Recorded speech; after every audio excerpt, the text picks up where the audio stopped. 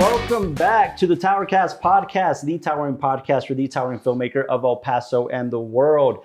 We have a very, very special guest today. But before I introduce our amazing guest, we're going to get, just a plethora of stories and knowledge and wisdom from this individual. But before I introduce her, I got to introduce my fellow co-host, Mr. John Eric Castro. Hello, I'm John Eric Castro. I'm the co-host and the / actor's perspective. Yeah, he offers our acting perspective here. I got to give a shout out to Mr. Ricky Rodriguez in the background, making us sound good there.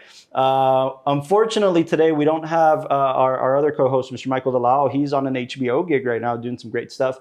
And as you all know, he offers our cinematography perspective, but I'm sure you'll get to meet him later, Elizabeth. But and our producer Austin, making sure he's going to be editing this, and thank you, Austin, for that. So we got to introduce our guest. She has graciously come down for the El Paso Film Festival, and we've gotten to know each other a little bit. And just in the conversations we've been having, it's pretty amazing the stuff we've been talking about and her background in film and TV and just the amazing body of work that she's done. I want to introduce the very talented, the very amazing, the very knowledgeable and wise Elizabeth Avelán. Thank you so much for coming on the podcast today. Great to meet you. Great to be here. Nice. We're talking and hanging out. Yeah, it's been great, right? I've had been fortunate enough to be able to kind of guide Elizabeth through El Paso a little bit and taking her around. First time in El Paso. Really like it. Very cool vibe. Yeah. We sat in the panel yesterday to talk about the importance of local filmmaking in El Paso, and we were just able to talk about some of the importance there that you've seen in Austin and how we transferred that into something like El Paso. We can really bring up the production level here, and you had a lot of great, amazing things to say, so thank you for that. This was your first time in El Paso? My first time. I gotta ask real quick. Yes. How does it compare the food here to Austin? Well, I've only been to a couple of restaurants. Oh, okay. So I haven't really done the restaurant sampling. Because Austin's like the capital. We know East Texas. Oh, okay. You are from Houston. That's true. No, by the way, Houston is incredible. Yeah, the barbecue, yeah. There, my husband, who's a chef, and he had never been there. He's actually from Mexico. He's like, if I lived in Houston, I'd be 400 pounds. just eating that. And East Texas is very much, if you're Mexican Tex-Mex type of thing. So it's very different. This is a little more right on the border, so a little different. Houston just has it's the most diverse capital. It's the most diverse city in the United States. Yeah. So imagine, and we love all kinds of food. Yeah, true. So, whereas Austin, I think, has amazing food. It really does. Yeah. But it's a little more fusion. Right. Yeah, right. A little bit more here. Because there aren't as many restaurants. Sorry, I had to ask. Yeah. No, it's great. So, but I can't wait to sample. The stuff I've had is very good. Okay, that's good. Where have you been? Do you remember some of the restaurants they've taken you to? I know we ate at Hotel Indigo yesterday. We had their pizza. The pizza was really good, and then we had some of the pasta there at the Paso del Norte. Oh, El Paso del Norte Hotel. That's right. That's the name of the restaurant. Yeah. And then today we went to a kind of a Cajun kind of place close by there. Was it the Park Tavern? It might have been Park Tavern. It was the fried fish was very good. It was very good. Awesome. Well, Nice we're to happy to have you in El Paso. Food is good. There's a lot of variety. Oh, yeah. I love local restaurants. Don't take me to a chain restaurant. No, word of mouth, which Same one? thing in Austin. Yeah. No, that's kind of the beauty of El Paso is we do it's infusion without trying too hard. It's us just getting people from our beloved Juarez and mixing cultures, and a lot of people. Our Army base obviously offers the diversity as well, bringing people from all over the world. But no, that's awesome. That's awesome. We're happy that you're here. This podcast, Elizabeth, as I told you, some of the guests we've had and people we've talked to, revolves entirely around storytellers. Mm-hmm. And the way we like to kick off our podcast every episode is take us through your storytelling journey. What made you want to become a storyteller? Ooh, I love that. I come from a family in Venezuela. My dad's side of the family, they were like engineers and things like that.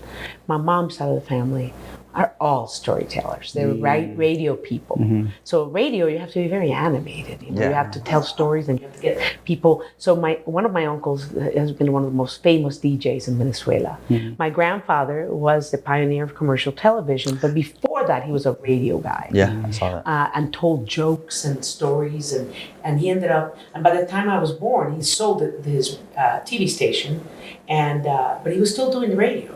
And he loved doing this thing called El Pitazo de las 12. it was his little 5-minute thing when people were going home for lunch, where he told jokes, and he ended up becoming a regular political prisoner because of it. Anytime there was any uprising, they would come because he was inciting people. Sure. So as a kid,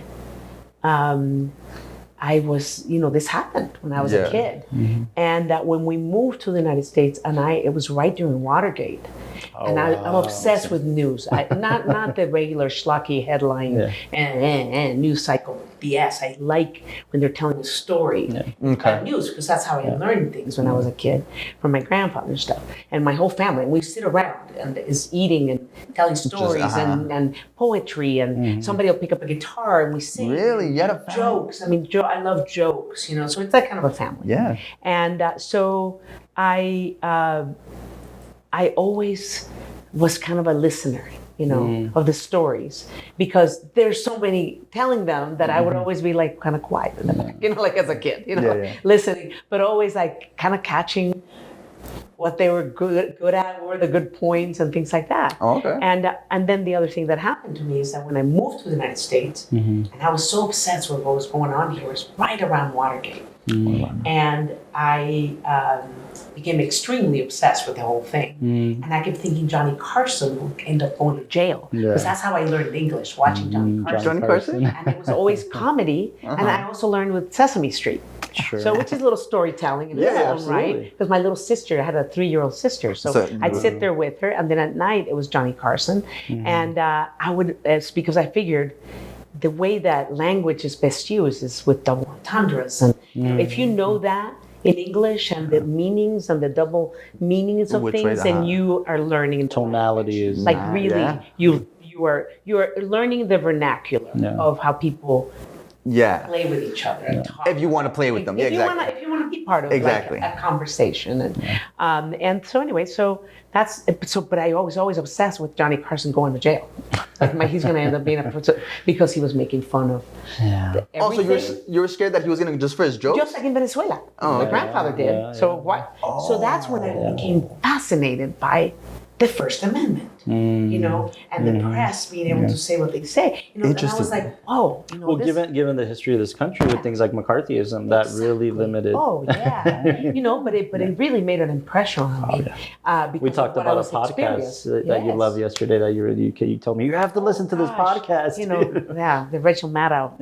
That's what it's called, Rachel. And also the first one she did, Bagman. 7 episodes of you cannot wait for that, which is radio at its best, man. Radio, really cool. And it's from the Watergate time. The first one, the Bagman is from Watergate. So just Ben Johnson just kind of... Very cool. So anyway, I love podcasts because it is radio, like storytelling, people talking and having conversations. And so anyway, so that went down, and I, but I never really explored. Even though I loved movies, like watching that movie last night, Old Man, I was so riveted, right? Like, wow, like such a small story, but so incredible. Absolutely. Incredibly, the set and how they set it all up, because I love theater. I love theater. You love theater. And I worked in theater, behind the scenes. Never wanted to be an actress, never wanted even to be a director. Really, I'm not a writer, but great writing moves me. Sure. Great storytelling moves me. That's what a producer, in my opinion. I was going to say that, yeah. My thing about being a producer is my biggest talent is recognized talent. I recognize talent. Absolutely. I kind of, sorry, that's just one of those, you got to give us a little insight as how can you tell? I remember that at a young age you said that you knew you wanted to be a producer. You're like, I know what's good. I know what to look for. Well, what's a little secret? A little secret. Yeah, for aspiring, filmmakers. Something that just, you guys have your gut feeling. Yeah, that's what we think we have. An intuition. Yeah. By the way, art for me is like that. Food is like that, like there's something honest about it, something that breaks through the humanity of it. And like the acting last night for me and Old Man, it just breaks through. Okay. this man and his moments. I mean, I just love they did it. Yeah, they did. Sequentially. I'm really Lucky and Stephen Lang. Stephen Lang, what Yeah, brilliant. phenomenal. I mean, And both of them. And I think it's great that you say that, because typically we do instinctual things, but at the same time we develop a palette for cinema and for art, and we say, wow, I really love how this, last night we were talking about relating certain plays and certain pieces of art to the film and the likeness and stuff like that. And I think that's especially very special for a producer to really recognize right at the moment, right? Mm-hmm. Yeah. And by the way, my father wanted me to be an architect because I was really good at technical drawing since I was very young, and I was really good at that stuff. But in my heart, I knew I wasn't a designer. So why are you going to go into something where you're not a designer? You're going to be just drawing, It's like, and was this in Houston, or Houston? This was in Houston. So I get into to get into the architecture school at Rice, you have to get into Rice, and then it's a second admission for the architecture school. So it's very another prestigious. Yeah. And at that time, I was 16 too, by the way. I graduated from high school at 16 because I studied so much to learn English. I didn't want to even take off summer. So I went like all the way through for 3 years nonstop. So I ended up with all my credits, get accepted into Rice, get accepted into the architecture school. But I know in my heart, and freshman week, obviously in high school I had no time for extracurricular anything. Okay.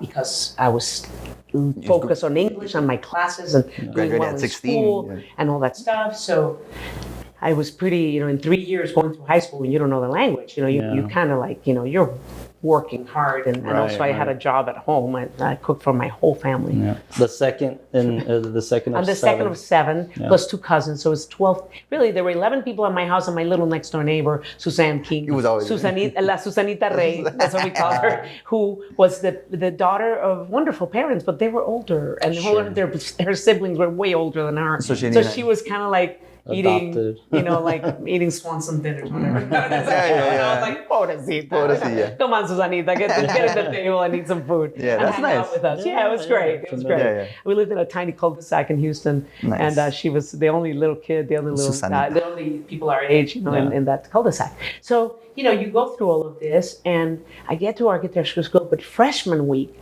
something just magically happened, and this woman who was a senior, this young student too, but she goes, hey, and I don't know why she picked me. I was with a group of young people during our freshman week, all freshmen. Sure. And she goes, Hugh, she says to me, you want to come with me?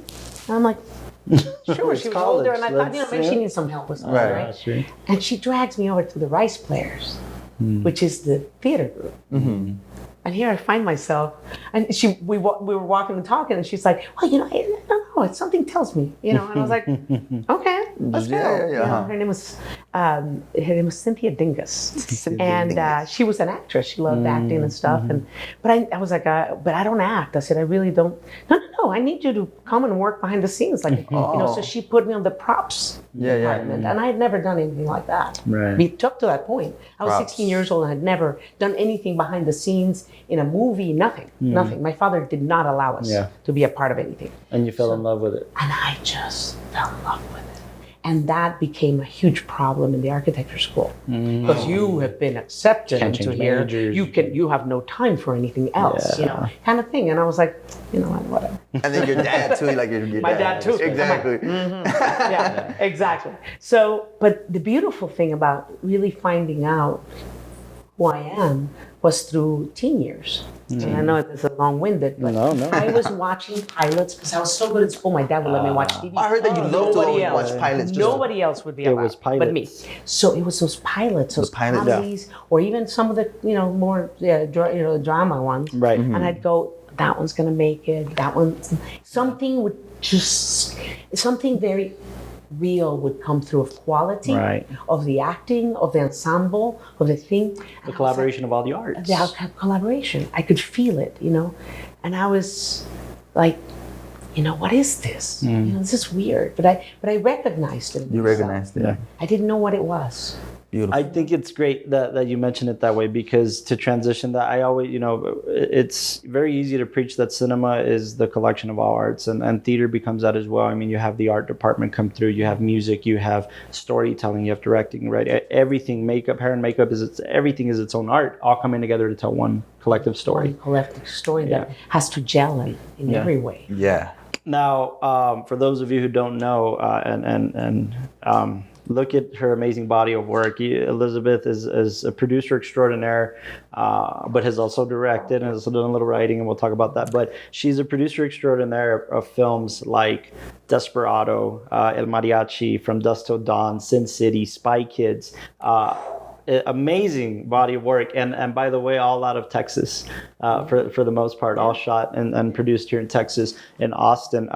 Let's get into that a little bit, because oddly enough, Elizabeth, you're gonna laugh, but I knew your name and a little bit of your story way before I even dug deep into knowing who you are, because I read Robert's book, and in Rebel Without a Crew, your name is mentioned a lot because you were his help and you were supporting him, but at the more though. You were sitting there producing already and probably didn't even know it to a certain degree, in a lot right? of ways. No, I kind of knew it. Yeah. But I was also the producing in the sense that I was the sugar mama. Very poor sugar mama. But the helping them But out. I Yeah, was yeah. the sugar mama. I just remember. I mean, he filmed Mariachi a year and a half after we were married. After and I you were never married. really realized that people didn't realize that until, the last, maybe People few think he years. wasn't- People are like, yeah. so when did you start working with him? And I'm like, oh, he was like a student with holes in his shoes and holes in his pants when I And you met were him. already working. And I was working, and by the way, I had done theater, but I was working at the university. And I read in the book, especially that just what stands out at me was I remember, and I pick up that book a lot, especially when we're getting ready to shoot a feature someday. I just have naturally been drawn to it a little bit, and I just remember specifically reading the moments where he's editing in public access stations, and you're coming in. Elizabeth came in today and got me out of my funk because I'm doing this and I'm doing that, and you were already like, this is what we got to do. Come on, come on. Everything and anything, all hands. When you're the only person that is there to support, you're the catch-all. In every way. Is it true that when Robert was going into his sophomore year, he was like not an A student? And once he met you, and then he by the even way, took classes just to... We took classes together because I went again to the sciences. Because in order to graduate, you have to do the there's a couple curriculum. of science classes, Yeah. and he just. By the way, I was a very good student. I love academics. I am one of those people. right. I still take classes. that's I do. I amazing. love it. Lifelong students we they're are. amazing. Yeah. College Wow. classes. I'll sign up. It's really great. Nice. Well, in that vein, we know a lot, and when we haven't. I've had the pleasure of talking to Robert when he came, and to your boys, who I always tell you are the sweetest kids in the world. That we got to meet them, talk to them, and that's true. And awesome creatives, by the way, and very talented, but we obviously know very publicly Robert's side of the story when it comes to filmmaking. But I'd love to hear your perspective on the mariachi. How did that all? That was really where rubber meets the road. Okay, this is kicks off the career to a certain degree, right? What was that like for you? Oh, well, it's an interesting thing because he was doing the comic strip for the Daily Texan, and but he had done, when I met him, he had done 25 short films. And when we first met, he started working there a month before sophomore year started. And I had just started working at that office. I was already working at UT 4 months before. So here he comes in and, just hit it off because he was Latino and I was the youngest person in the office too. Was this the Bedhead comic strip? I know. No, it was Los Hooligans. Oh, Yeah, those Bedhead was Hooligans. the first year when he finally got in, right? Yeah. Exactly. So exactly. So he's and he shows me this little short that he'd done with his little siblings. And talk about talent. I was like, oh my gosh, this guy is like freaking Spielberg. But I noticed that the other people in the room, which one of them was my little sister, a couple of her friends, and I was trying to set him up with my little sister. Whoa. Which they didn't really tell. But, so anyway, but they were all like, oh, that was so cute. Give me a piece of they pizza. did. Yeah, kind of just... It just, so cute. And I couldn't sleep. You're the one that... This is talent, yeah. I was like, what? Like seriously, like Do you remember what short it was? It was called David and His Sisters. David and His Sisters. Correct. And he had done it with a borrowed camera from the neighbor, and just just his little siblings, and it was very cute. And very well directed, and the kids were on great. A mini DV, I'm assuming, or DV just tape, some type of VHS. Yeah. Correct. But you noticed all this, right? You noticed the talent that he had was obvious. Like he put together, he edited it, put music, put sound, put whatever. But it wasn't going to any festivals. I think he might have won a little contest at Austin Access with it. Oh, okay. So he may have had a little, time at Austin Access to edit your whatever. That's they give you a little in kind, Sure. But he hadn't really done festivals. So, but I was very well versed in festivals because I love movies and I love festivals and but I'd never been to them because I didn't have no money. So was that an inception? Was like, you need to put this in festivals? I was like, there's festivals, and they were like, yeah, I've heard of that, but I don't have any money. You had money, to go in. By the way, neither one of our families have ever given us anything but love and support, obviously. But financially, no. Baby's left the nest, bird has left the nest. It is what it is, And it's fine. We've actually got has blessed us to be able to help our families. Which has been a wonderful, especially our parents. Exactly. Really honoring them for all the amount of sacrifice they did for us. Yeah. Exactly. I get a sense of that. When Robert was here, he honored his parents because they have background in El Paso, and that was the big thing. His mother. I mean, that was pretty special. His father's from Rio Grande City, and his mother is from here, and a lot of the family from her side was here in El Paso. And so you do those things. So in mariachi, already he was doing that. Okay, so he was doing the little shorts. He'd done them. He went one time down to Mexico and shot some stuff with Carlos Gallardo again in Ciudad Acuña while we were together. Some little things, and he came back, edited it, and it was really cool. He'd already been shooting with him though, so they've done. Carlos. It was another episode of their little going on in the town, which were great, by the way. Really good action. And so good. And in the industry, we call that scouting, right? Exactly. He was there. He was doing tests. Camera tests. So, but by the way, no access to a film camera, nothing like that. So his impetus in getting into the film school was to get a hold of a camera. So, so what happens is, when he came to work the job, he had his scholarships were gone. He had come in with scholarships. His grades were not great, and that's when I come in and I'm like, okay. There's a new program. We're going to do well in school. And it's And by the way, we didn't really start dating until a little later, and one whole semester, and then we did. Oh, okay, exactly. So you were just in the middle of the art, and then this is an artist, and I want to support him, and he was. His comic strip was brilliant. Yeah, a brilliant comic strip, and he was winning awards for that. So I kept telling him, I said, you should go and talk to them and to let you in, into the film school. He was too shy, and he felt really like the work wasn't, he didn't really understand what I understood. Okay. And, I dabbled in film classes at Rice and art, and, that's a little bit, I knew what was out there. Okay. Most people go in there. He was just kind of, I do films and I don't know what else is going on. Well, he doesn't, I don't think he realized how good his stuff was, the confidence. Wow. So this is what happened. So this before South by Southwest Film. Louis Black, who started South by Southwest and all that stuff, was doing a film festival called the Third Coast Film Festival. Third Coast. And I knew about it, and I was like, Robert, you need to grab some of those movies and put them together and put them in there. And he was like, no, I don't think so. I just need to go shoot something. And he was always like, him, because he felt, and I was like, dude, he felt maybe the next thing's going to be better. The next thing's going to end. Always, That's how I. Because he's always practicing, Right. So I said to him, so I got really mad because he hadn't turned something in, and the deadline was that day. I called him that morning because I got to work, and I woke him up around 9, and I said, you are going to tell me right now, then you're not going to get up. Put something together from things you have on your shelf that are good and turn them in, at least turn them in. And he's like, I got so much going on. I got to do the comics. And I was like, okay, that's what you're telling me, that we're not doing this. Okay, I gotta go. Bye. So you- I hung up the phone at the office, right? So he shows up like kind of sheepish at 5 o'clock to come, to get me. I think he was picking me up. Okay. And because we lived like on the shuttle thing, so I could come on the shuttle. And he came in, he's like, I was like, oh, I was so curt with him. I still remember I was like, I can't believe he's so. Yeah. So he's like, well, I turned in my comic strip and I turned in something for the festival. I was like, oh, good. I was like, oh, good. We're not gonna acknowledge At it. least, At least, yeah. He ends up winning from all the students and all the student films. And they gave him a standing ovation because I heard this from the critics that were there doing the judging. Okay?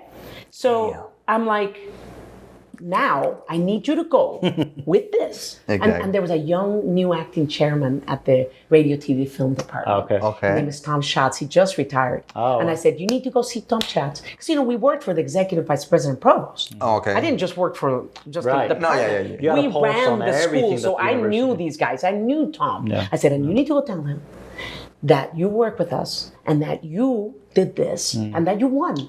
And show him your comic strips. And he was just not confident, or just... Not confident enough. So now he had something he could show. I mean, Did that every change a student. little thing? So something in him? Did that change a little bit? He realized she's right, and I do in comparison to what they're doing, I deserve to be in there. Right. So he went in there, and Tom Schatz said, the first thing he looked up his his stuff. He made an appointment. He looked up his stuff, and he goes, so your grades weren't so good, and now they're good. What happened? Because he had like all A's. Yeah. Right. You're an A student now. And, right, so he's like, and he goes, well, I got married. Because at that point we got married, right? So he's like, oh, but that usually works out the other way. Dropping out of scores. Totally, right? So he goes, oh, no, my wife is very academic. And then, I would beautiful. study with him, Yeah. So that's what really got him in there, realizing, oh, I really, I'm good. So this is now, we got married January 1990, and we met in 88. So, so anyway, so it's progression. Sure. So at the same time, he and I kept going to the HEB on Riverside, to the store, the rental movie rental place. Okay. There was a Blockbuster across the street, but it was cheaper at HEB, so we'd go there. There was this section in the corner. It was a little store, no bigger than this, like maybe, but there was a corner, and these Hispanic people that were obviously Mexican kept going to this little corner, picking up like this many movies, and taking them home. And Robert would go over there and like look at the titles. Nothing we'd recognize. Right. Nothing. He was like, I wonder what those are. So one day he was like, I'm gonna rent a couple of these. So he rents a couple of them and he watches them. They're awful. I'm talking like the Mexican camera in the film corner. market, It's a churros, made by, and he kept writing the name of $1 million film, $1 million movie, The name whatever. of the company. The name of the company, and, because he was like, who are these guys? So there's no internet, there's nothing. I mean, you guys can look up on that, right? Exactly. Anyway, so, and he's like, I think I can make one of these for very little with Carlos, and we sell it to them. And probably Carlos found out you can sell them for about 30,000. They did a little research, and so if we can make it for like, I don't know, 8,000, because he made Bedhead first semester. That's what I was gonna ask you. First semester, and that costs $800 For 8 minutes. For 8 minutes, so 800, 8,000. 8 minutes, 8,000, 80 minutes. That's a feature. I can sell that, right? Yeah.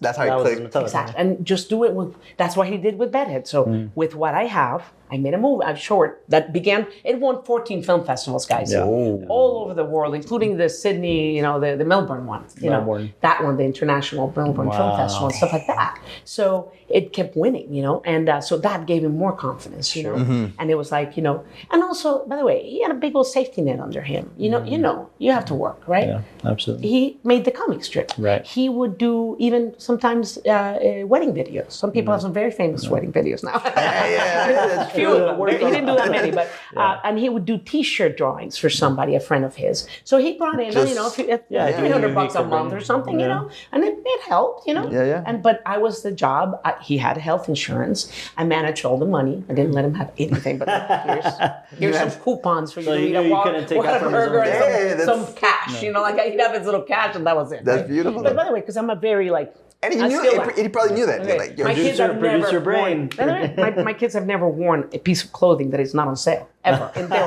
whole entire lives. I mean, if they buy it now, it's fine. Yeah, you know, whatever. that's on the- you. yeah, That's the producer brain mixed with the Mexican. Yeah, what you doing? What the hell am I going to pay full price for anything? So, sorry. I'm with you. Yeah, I'm with you. Why? So anyway, so that gave him all the ability to say, okay, then it was never going to be for Hollywood. So it made him very the confidence to be comfortable. That can make better than those churros. Yeah. Hell. Yeah. So let's go do it. You know, so it was a very different place to make it from than, I got to make my Hollywood. Yeah. It was just Your first feature. It's so much pressure. And for him, it was, okay, I'll make one. We make 30,000. You know, keep our little money, and then we invest that in another one. You know, and then I make my American movie, right, for Hollywood, right? Right. So that was the plan. That was his game plan. And it was great. It was a great plan because he went out, he did it. And I'll tell you, I'm a very honest human. You know, like when he showed me mariachi, I was the first person that saw it. And I sat through it and I looked at him and I said, I'll tell you.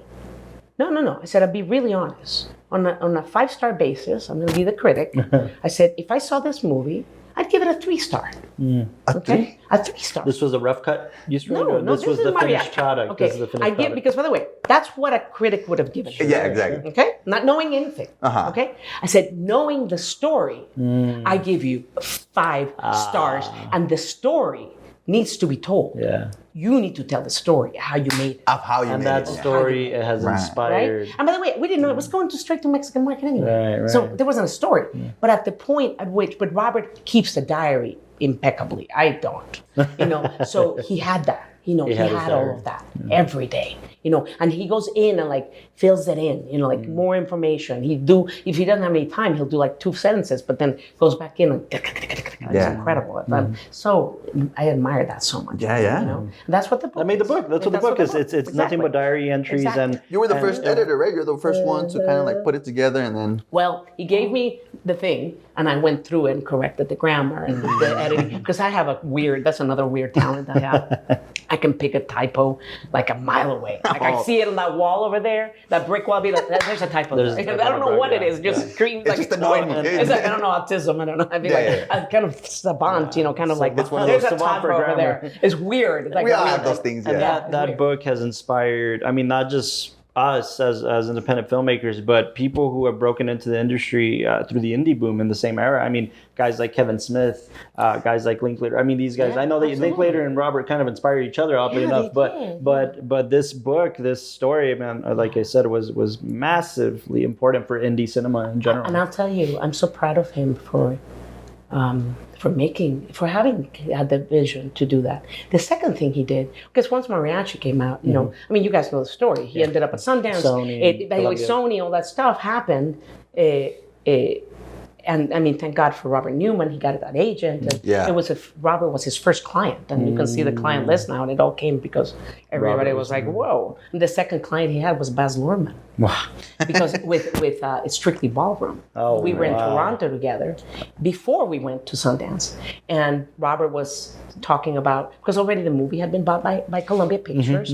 And, you know, so we didn't have to pay for any of the festival. They just took us because the story was so incredible. The story of making a went to $7 Telluride, film. then we went to Toronto, then we went to Sundance, and they were starting to realize there was something really special, you know, about this thing. But they were still torn because they were like, well, it's a little $7,000 movie that we put some money into it, but does it really need to be released? Are we doing a sequel or are we doing a remake of it? Yeah, What are we doing? Yeah. Right? And then it wins the audience award at Sundance. Yeah. Yeah. And then they're like, we have to release it. They cannot not release it, right? Yeah. So we're at Sundance, and all of a sudden it's like, oh boy, what are we going to do? They won the audience award. It wasn't expected. And the beautiful thing for Robert is that he is really so good at selling what he does. Because he can be a very, I won't say shy, just very kind of quiet, kind of human. You know, Standoffish kind of. just kind of like Socially, it kind of can be kind of like, I don't have time. There's moments. Not into that. I'm social all the time. I wake up, I'm like, hello, people. In that same vein, I want to ask. I mean, Robert has obviously been very open about your credit and how much you deserve for kicking that off, and a little kick in the butt always helps everybody, right? But were you already considering yourself a producer? Yes, I am the producer of this film. Here I am with the film. Well, with El Mariachi, I was so busy, to be really honest. By the way, he and Carlos was really the ones on the ground doing it. Yeah. Carlos's mother was given a social producer with me because she was making their beds, like cooking the meals. By the way, but she was also producing. How could they do anything else if they weren't feeding the masses? I'm sorry, she was handling a lot of things over there in those 2 or 3 weeks that they were there. And then, but everything during post, and I was financially too. I mean, it may have cost $7,000, but who paid the rent? Yeah, paid out, the bills. And Robert had no college loans. Also no debt. On top of it. Wow. Okay, so because I made sure that. Yeah, because now you wouldn't have freedom. Because the freedom. Yeah, you wouldn't. And I didn't want us to be desperate for money. I did not give up my job until way after we were at Sundance. Columbia Pictures had already bought it. All of that stuff. Also, I wanted to make sure we had health insurance. So I stayed in my job for a long time because of that. Is that why I might be skipping ahead a little bit here? But that's when you got the $7 million, I think, for Desperado. And you didn't get paid. You decided. No. Well, no. This is what happened. So by the time Desperado was happening, I was able to. Desperado was filmed in 1994. So by then I was able to give up my job. It was right before, like, okay, we're doing this. And Robert said, "Hey, are you coming with me?" And I had to think about it. I really did. Because we had a plan A that I was going to be assistant vice president at the university. Hopefully, I had a plan. I had a track, and we both knew that. Yeah. And then it was. But by the way, my love is film. But to me, as we all know, that world is it's hard. La boca del lobo. I mean, it's the wolf's mouth. And you do not be thinking it's not. It hasn't changed. I mean, it will never. And it's actually even worse. It's like a multi-headed wolf now. Sure. And so it is a very daunting task. I've always been a very spiritually grounded person because that's where I feel everything comes from for me. Sure. I'm not doing the same for everybody. And I didn't want to do it unless it was what I was meant to do, what my calling is. And most people will get the film sold and quit their job the next day and think, that's it, I'm in the industry now. So you took it some time. And I told him, I said, I have to pray about this. I have to think about it. Because they were wanting him to come out to LA, stay he was there. Out there. He was out there already. He was out there a little bit because he had been editing the film. And that's in the book. He was out there. By the way, he was doing Road Racers, so he was out there in '92 doing Road Racers. All that stuff was happening in tandem. Once he edited the film, Mariachi was going to festivals. He was talking Road Racers. '93 is when he did Road Racers. January of '93. It was January of '94. The Northridge earthquake happened while he was. It was 93. 94 is when it hit. So we, he had been back and forth. So I was by myself in Austin. And I needed to really, really, really feel that that's where, because by the way, I mean, the valley of death. I mean, I'm with you. Well, are you gonna be with me? Is that something that is for me? That's strong. Is that for me? At the time, was his plan to stay, or was both of yours plan? Once you was his plan to stay in LA? Because I feel like he always wanted to come back to Austin. Yeah, we were wanting. I mean, we kept our apartment. We never let go of our apartment. In Austin? In Austin, never. Even when we had to go edit Desperado over there, we never let go. This was our place, and it was very inexpensive, and because that's how we lived, and we continue to live that way for a long time. And but it wasn't. We always. I think there may have been times that, they think of course. Sounds like a lot of fun. And then you realize, it's not for me. Especially once I got pregnant with our first child, He was like, I need you to go buy land right now. Like now. And I'm like, I'm going. Yeah. And I did. Yeah. So I still live there. But so it is a, it is a very daunting thing. And I think you guys are doing it right. You're staying here where it grounds you. There's something very grounding about being home. Where people, you don't start believing your own BS all the time. Right. Over there.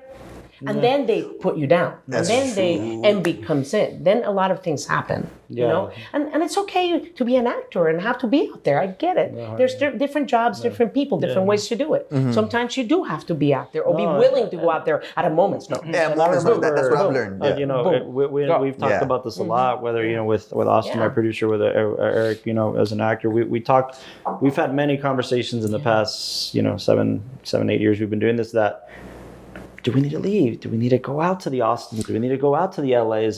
Should we move? Should we relocate the whole company out there? And the answer has always kind of brought us back and said, no, we don't have to anymore. No, by the way, you guys build here, the crews. Go. By the way, I encourage you to go talk to the middle schoolers. Inspire them. Robert was 12 when he saw Escape from New York. And he saw a little peek about how they did it.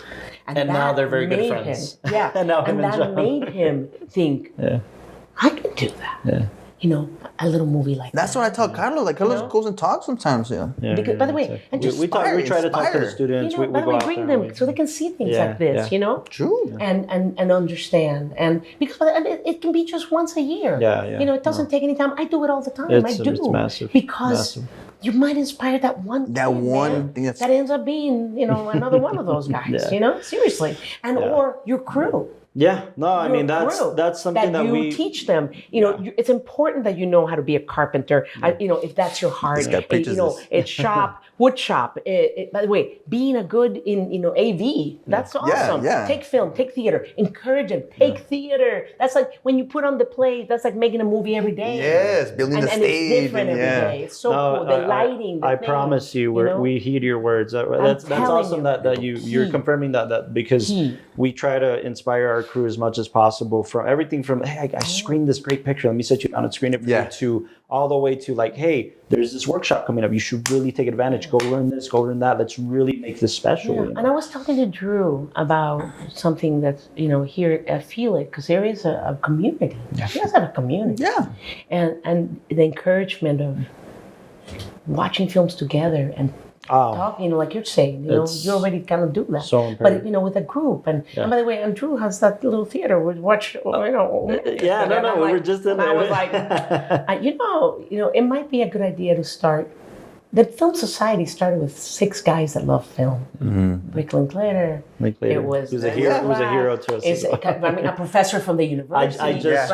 Go find which one of the universities.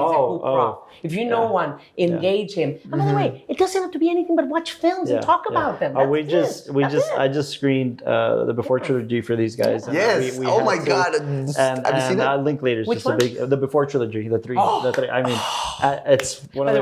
By the way, I'll be really honest. I'll say it in the podcast because he knows. Rick knows. Rick knows. I think Robert knows. We can edit it. I said, I would have killed to have been the producer of those. Instead of some of my other movies. Really? It's that good. It's so good. And what's funny is you and Rick are sharing offices 10 feet away from each other. We adore each other. I adore. By the way, he gave me his own poster of, is it Before Sunrise? The first one? No, the second one. Before Sunset. Before Sunset. Before Sunset. And it says, "We will always have Paris." It's so cute. He signed it for me because he knows I'm like. That's beautiful. To me, that's like. We've been trying to get him on the podcast. The second one for me was like. I feel you.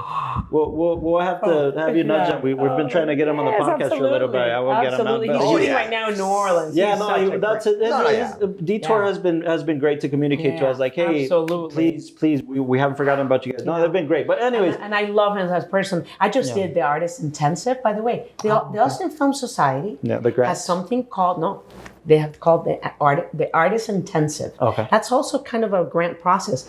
Rick and I, I've done it twice with him. They do it every year, sometimes twice a year in his ranch. Okay. And we go on a retreat for 4 days with 3 filmmakers. Oh, wow. And he brings other producers and other directors. The first one I did with Jonathan Demme. Oh no, you didn't. The Silence of the Lambs and oh my gosh, I love that man so much. Demi's And you're so just great.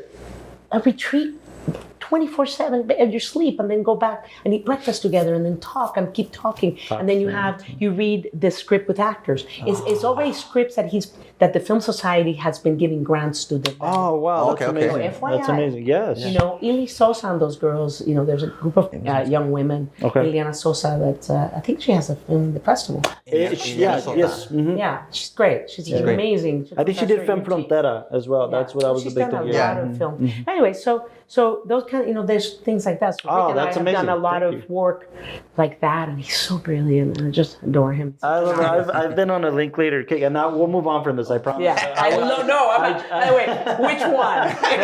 I love all of them. after I screwed him out.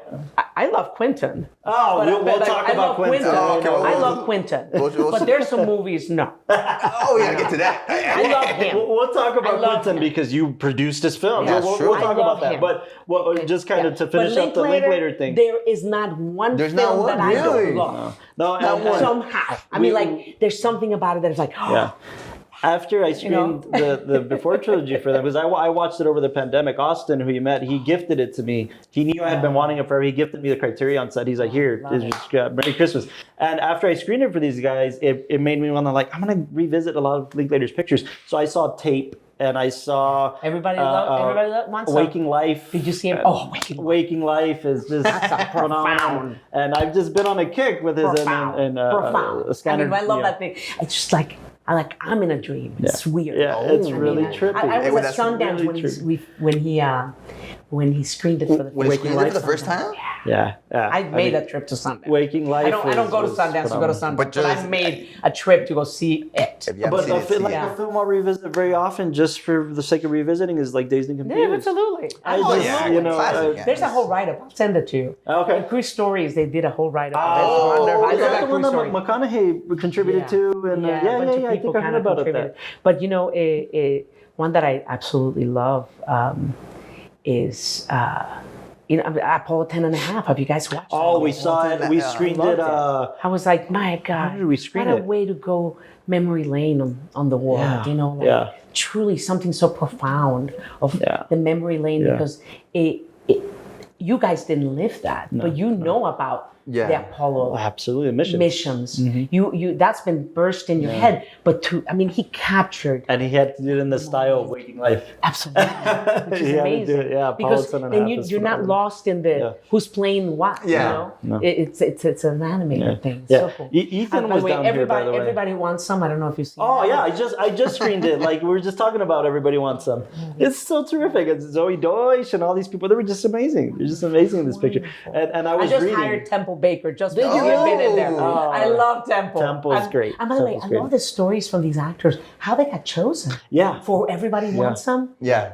They all had to know baseball. And they had to show footage of themselves Yeah. playing baseball. Well, because That and makes they sense. really played Rick baseball. was going to be a professional Yes, baseball player. he was. In college. Yeah, he got a yeah. scholarship. He Oh, was yeah. going to do the Oh, whole so he thing. was- and yeah. then- That's awesome. But what I love about Everybody Wants Them, I was telling Ricky this, that Rick was, his intention is, I want to do two things. I want to set a Dazed and Confused in the 80s. That's really what I want to end up doing. And I want a continuation, almost like Boyhood. He leaves for college, Right. but what happened after that? So Everybody Wants Them is the first 3 days of college for a freshman. Exactly. You know? And I just love that Rick That made that is connection. incredible. It's just incredible. And It not to really mention is. Boyhood, by the way. No. To me, Dazed just- and Confused. Yeah. Okay, Dazed and Confused. This is like the sequel without being the sequel. All right. Everybody Okay, Wants yeah. Some. The Everybody Wants Some is Yeah, great. it's That- a sequel. Yeah, But- yeah. what I love about that too is weird. I'm so excited for Merrily We Roll On. That Rick's doing that for. He's right now doing Hitman. He's doing Hitman. He's doing Hitman first. Well, I guess in tandem, Yeah, right? in Because tandem, yeah. Merrily We Roll On is gonna be like a 30-year project. But yeah. that's gonna No, be. you know, I mean, it's incredible. Yeah. The vision to do Boyhood for me. Oh, I mean, yeah. That's profound. Ethan and to find came- a kid Ethan came Yeah. down. stays on it like the whole time. And he became a really great actor. That's the whole- He's still doing it really well. So anyway, I'm yeah. a big Rick fan. No, no. By the way, but that- No, that's a kind we of, are. and, But wait, that's that- and I'm an even more huge Rick fan because his vision of the Film Society Mm-hmm. and his vision of the grant, it's always about generosity with him. And these seems artists like a- intents. He's so generous. Yeah. He's so generous, like continually generous and encouraging. I love You that. know, That's awesome. to younger, to older to, I mean, he's just, and he's a very like, his favorite thing right now, he has a little video of it, is he has these rescue like farm animals. Oh, see, I saw on the Criterion channel, they have him doing this for 20 minutes, just like talking. He's taking meetings on the phone. We can do that with him. Really? Like bring That's the awesome. food and we're all like feeding him. He's like in meetings, like literally on conference calls this about is his becoming films. a Rick Link And he's gonna be like, I know. Rick, you have to do this. We gotta get you on the show, you. Rick. I mean, we love you, man. But no, going back to your work, because your work's important. Your work's important. And, amazing. And I gotta tell you, I learned to play the guitar in middle school, and the first song they made us learn was Desperado. That's the only one I know. Oh my God. So sorry, this fell. Am I okay? Yeah, they basically showed us sections of the film. That's middle school. Yeah. We can't see the whole thing. And you're like, I need to learn that song for you. Yes, no. It's Soy un hombre muy honrado. we had to show. And by the way, I've been, all the stuff that you guys did with Chingon and the films and stuff. And Robert is, that's the thing about him. And this is what I do see in my kids too, is the ability to say, I'm going to learn how to do this. You showed us your daughter's drawings yesterday. She's incredible. So that's a real thing, because I love, and by the way, talent's talent, but also talent that is not pursued and discipline and learn. Exactly. It doesn't go anywhere. Yeah. It's just talent. Everybody has talent. Yeah. Everyone has. I was about to say. The grit. Yeah. They stick to it. I want to tell the quick story that you and we went to the El Paso Museum of Art yesterday. We were looking for Cheech's exhibit. We couldn't find it. It was already moving on. But while we were there, you were talking about your daughter, and you were telling me something really special that I thought was really great. You said, what's funny is that she's made Robert a better artist because she's really good, man. She's 16 and she's terrific. And she showed us, and he said, because now Robert's seen that. He's like, hey, man, I got to exercise that muscle again. I got to get back to drawing, and I gotta get and she's like, Robert's a really good. Yeah, he started this. He's done. But you lose if you don't practice it. Like what he used to do when he did his comic strip. He was so because once you're doing storyboards, you're basically conveying the camera needs to be here, the guy needs to be here, and he'll do little stick figures. And so he doesn't have the time to do art. So when the kids go over there to be with him, for the weekend, he dedicates all of his time to that. But he also then, it's a gift for him, in my opinion, because he just sits there and they watercolor, actually physically watercolor, and he teaches her things, but she teaches him things, So it goes back and forth, and through her, he's learned, After Effects, the tablet and all that stuff, So she's incredible. I thought that was so special. But she does also physical. Yeah, no, I thought that was so special, and that's really important, exercising those muscles. But in relation to that, we get into. You were already exercising, I would assume, the producer muscle with Desperado, and then we get into something as complicated as From Dusk Till Dawn. Yeah. Oh yeah, I heard that one was a little. Because you guys were shooting. What was that experience for you? Well, you asked about me not taking any money for Desperado. For Desperado. It had nothing to do with anything but what I kept hearing from people in general, and throughout the years reading a lot about the film business. That the wife wants to be or the girlfriend wants to be the producer, but all she wants to get paid a bunch of money and not work. She's off shopping while the guy's doing the movie, right? So I'm like, not only am I not gonna do that, but I'm not gonna take any money, and I will work my butt off and show these people what I can do. Wow! So that's why I didn't take any. By the way, they were in shock. Yeah. Like, on the first, and the first thing was, where did you work before? And I had a lot of jobs, and the real jobs. Worked at Baylor College of Medicine. Right. From the time I graduated, I was like working at the medical center, and I worked in the academic office. So I was doing a lot of different things, including, medical drawing for these guys. Right. I was in architecture, so I could, do stuff. It's like they needed that, so I would do that. But I was also, like a secretary, full-on like assistant secretary to these amazing doctors. So I even installed surgeries. Since I was very young, I've always loved working. So that was my thing. It's like I'm going to throw myself into this and bring all of the tools that I have gathered, because they all apply to all this. The disciplines. And right before that, Deborah Hill, who was John Carpenter's producer, helped me get into the classes. Into the classes at the UCLA Extension for the like producing on the line, those kind of classes. Said you had to have a master's, but she called the guys and said she was mentoring me when Robert was doing Road Racers. So she was like, "This girl already has so many tools." So being in LA paid off a little bit in that regard. Yeah, correct. It did. So I did stay and take my classes and did all that because I love academia anyway. So it was awesome to take those classes. Just another skill to add. Because by the way, the reality of any business is there's a different language. So you have to learn the language. Sure. Yeah, very true. That's very important. Very true. Yeah. Knowing what a budget means, each line, is very important. Producers listen. Exactly. So really, truly taking those classes. They have online classes now. Everything can be found online. Yeah. Really get yourself well versed into that. So that's what I needed. I didn't need business practices and accounting and things. I was very well versed in budgets and things like that from the university years when I worked there. I worked for the executive vice president provost. That's what we managed a city, which UT is a city. It's 100,000 people between the students, the staff, the faculty. It's 100,000 people. You should be running. You should be running Warner's. Exactly. I know, Elizabeth. You should be. But I was amazed when I saw that you didn't take a check just to not be a burden. But I wanted to show them. Exactly, too. Like that. Then Dusk Till Dawn. Let's go to Dusk Till Dawn because Quentin writes the script. Him and Robert become buddies because of Sundance, right? And you saw this happen in front of your eyes. I got him up there, exactly. And you know, this is. And by the way, immediately I knew instantly. I knew my husband, so I knew when you met Quentin. You know that when I met him, I was like soul brother for him. Oh wow! You knew this.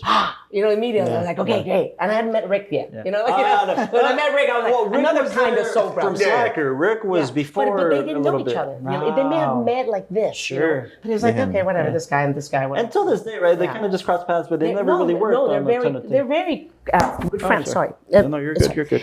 They're very good friends. Sure. They're very. And we've all, really joined together to make the Film Society. Yes. Rick is obviously the visionary director of the thing, but we are his supporting. Absolutely, the pillars of right the there. Film Whatever Society. he says, we go. Let's do it, nice. and we participate and we belong. But you met Quentin and Quentin, Dusk Till Dawn. This is interesting. So.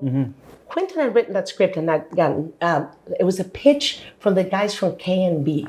Okay, to begin with, it was Robert Kurtzman. Okay? And it was a pitch. I was like, hey, there's guys, and then there's a heist, and then they get to this part, blah blah blah. Zombies. So Quentin gets $30,000 to write this thing, right? Okay. And he goes and writes it, right? But then it never gets made, and it kind of gets picked up by somebody here and somebody there, but nothing happens, right? Isn't that what always because, by the way, happens with him? it's a 60-page script. Wow. Because it's amazingly written. The first act and the second act are amazing. Yeah. Then you get to the bar, and it's hilarious because it's like 5 pages. Mayhem ensues. Vampires and mayhem ensues. And it's like mayhem ensues. What is that? But I was like, this is a fascinating script when I read it. Yeah. But I was like, the first act is great, and then you get to the back, and you're like, okay, so what happens? But that's okay because we can figure out what happens. That's where the creativity comes out. But what happened is, this guy from Italy. Gianni Nunari and Mayor Tepper, a guy from Israel. They were both in LA. And Gianni Nunari worked for Cecchi Gori, which is the company that does the foreign sales and stuff, and for the Italian films. And Mayor Tepper was just this businessman. He brought Haagen-Dazs, for example, to LA. The franchises. Sure. Very. I love Mayor. Johnny is Italian, Mayor is like this gentleman, right? So the two of them had bought, an option on this thing. They're like, Quentin Tarantino, Robert Rodríguez could do this. Wow. So they run into Quentin, I think strategically, in some film festival. Okay. Or they ran into Robert first. They ran into one of them first. One of them first. And they said to Robert, hey, so we have this, Quentin Tarantino script that he doesn't want to direct, but Quentin says he'll rewrite it if you direct it. Because they knew they were buddies. Good, right? Very good producers, I have to say. Very well strategized. And then they met with Quentin and said, so, we've talked to Robert Rodríguez, and he says he'll direct it if you write the second part and rewrite it.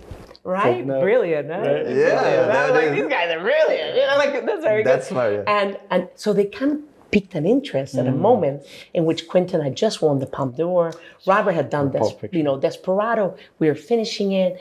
Quentin was in Desperado. Yeah, So, that's right. All that stuff, right, had happened. And Quentin knew that Desperado was going to be great. It was a lot of fun. Yeah. So, we were doing all that. Desperado comes out. It's really fun, all that stuff. And so this is when these guys are like doing this to them, right? Because Robert's going to festivals. And so Quentin and Robert talk. And it's like, hey.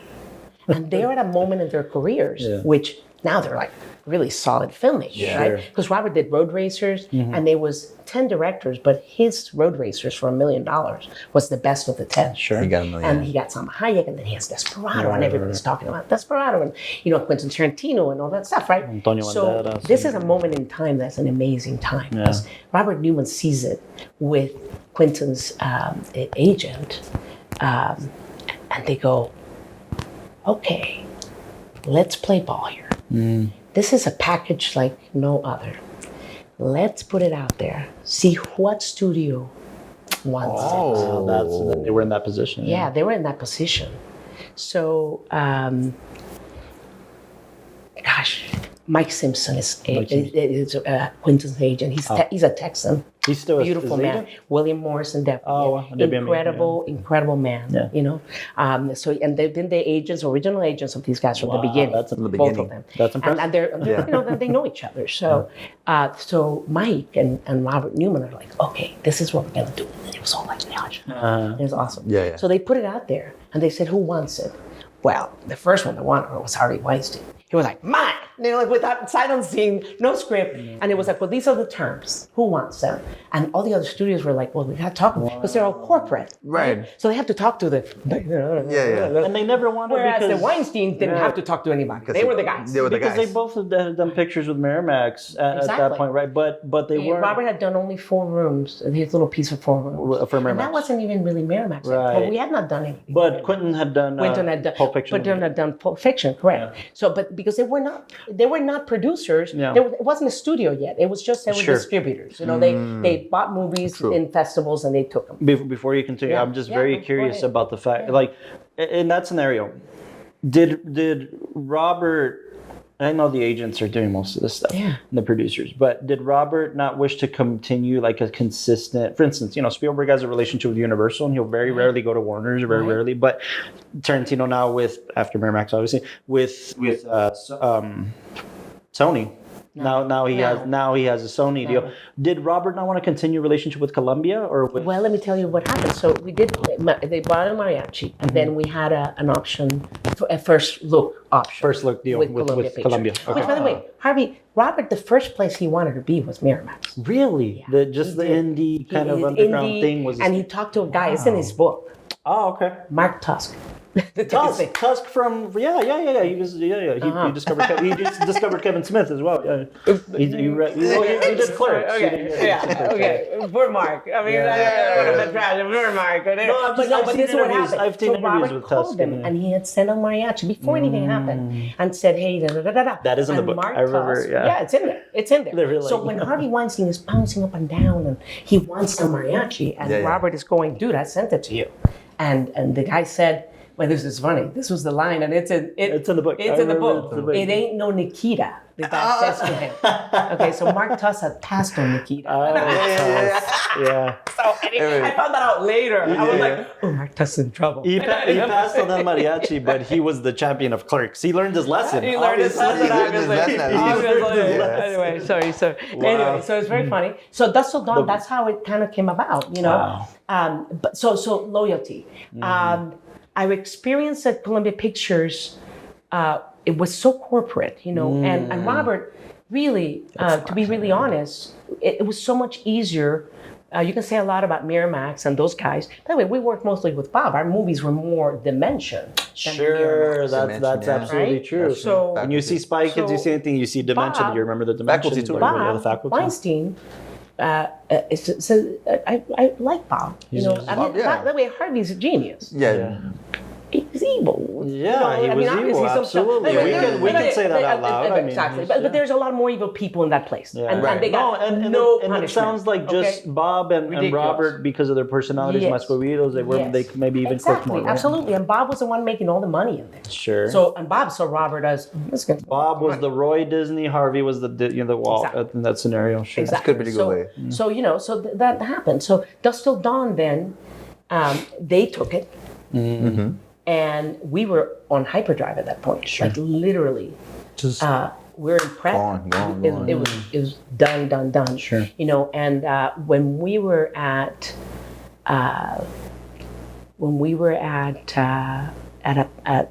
when Quentin got his Oscar for Pulp Fiction, we were at a party at Chasen's. It's now Bristol Farms, but it used to be this fancy old restaurant, and they had their party there. The Miramax, after winning that year, they won I don't know how many Oscars.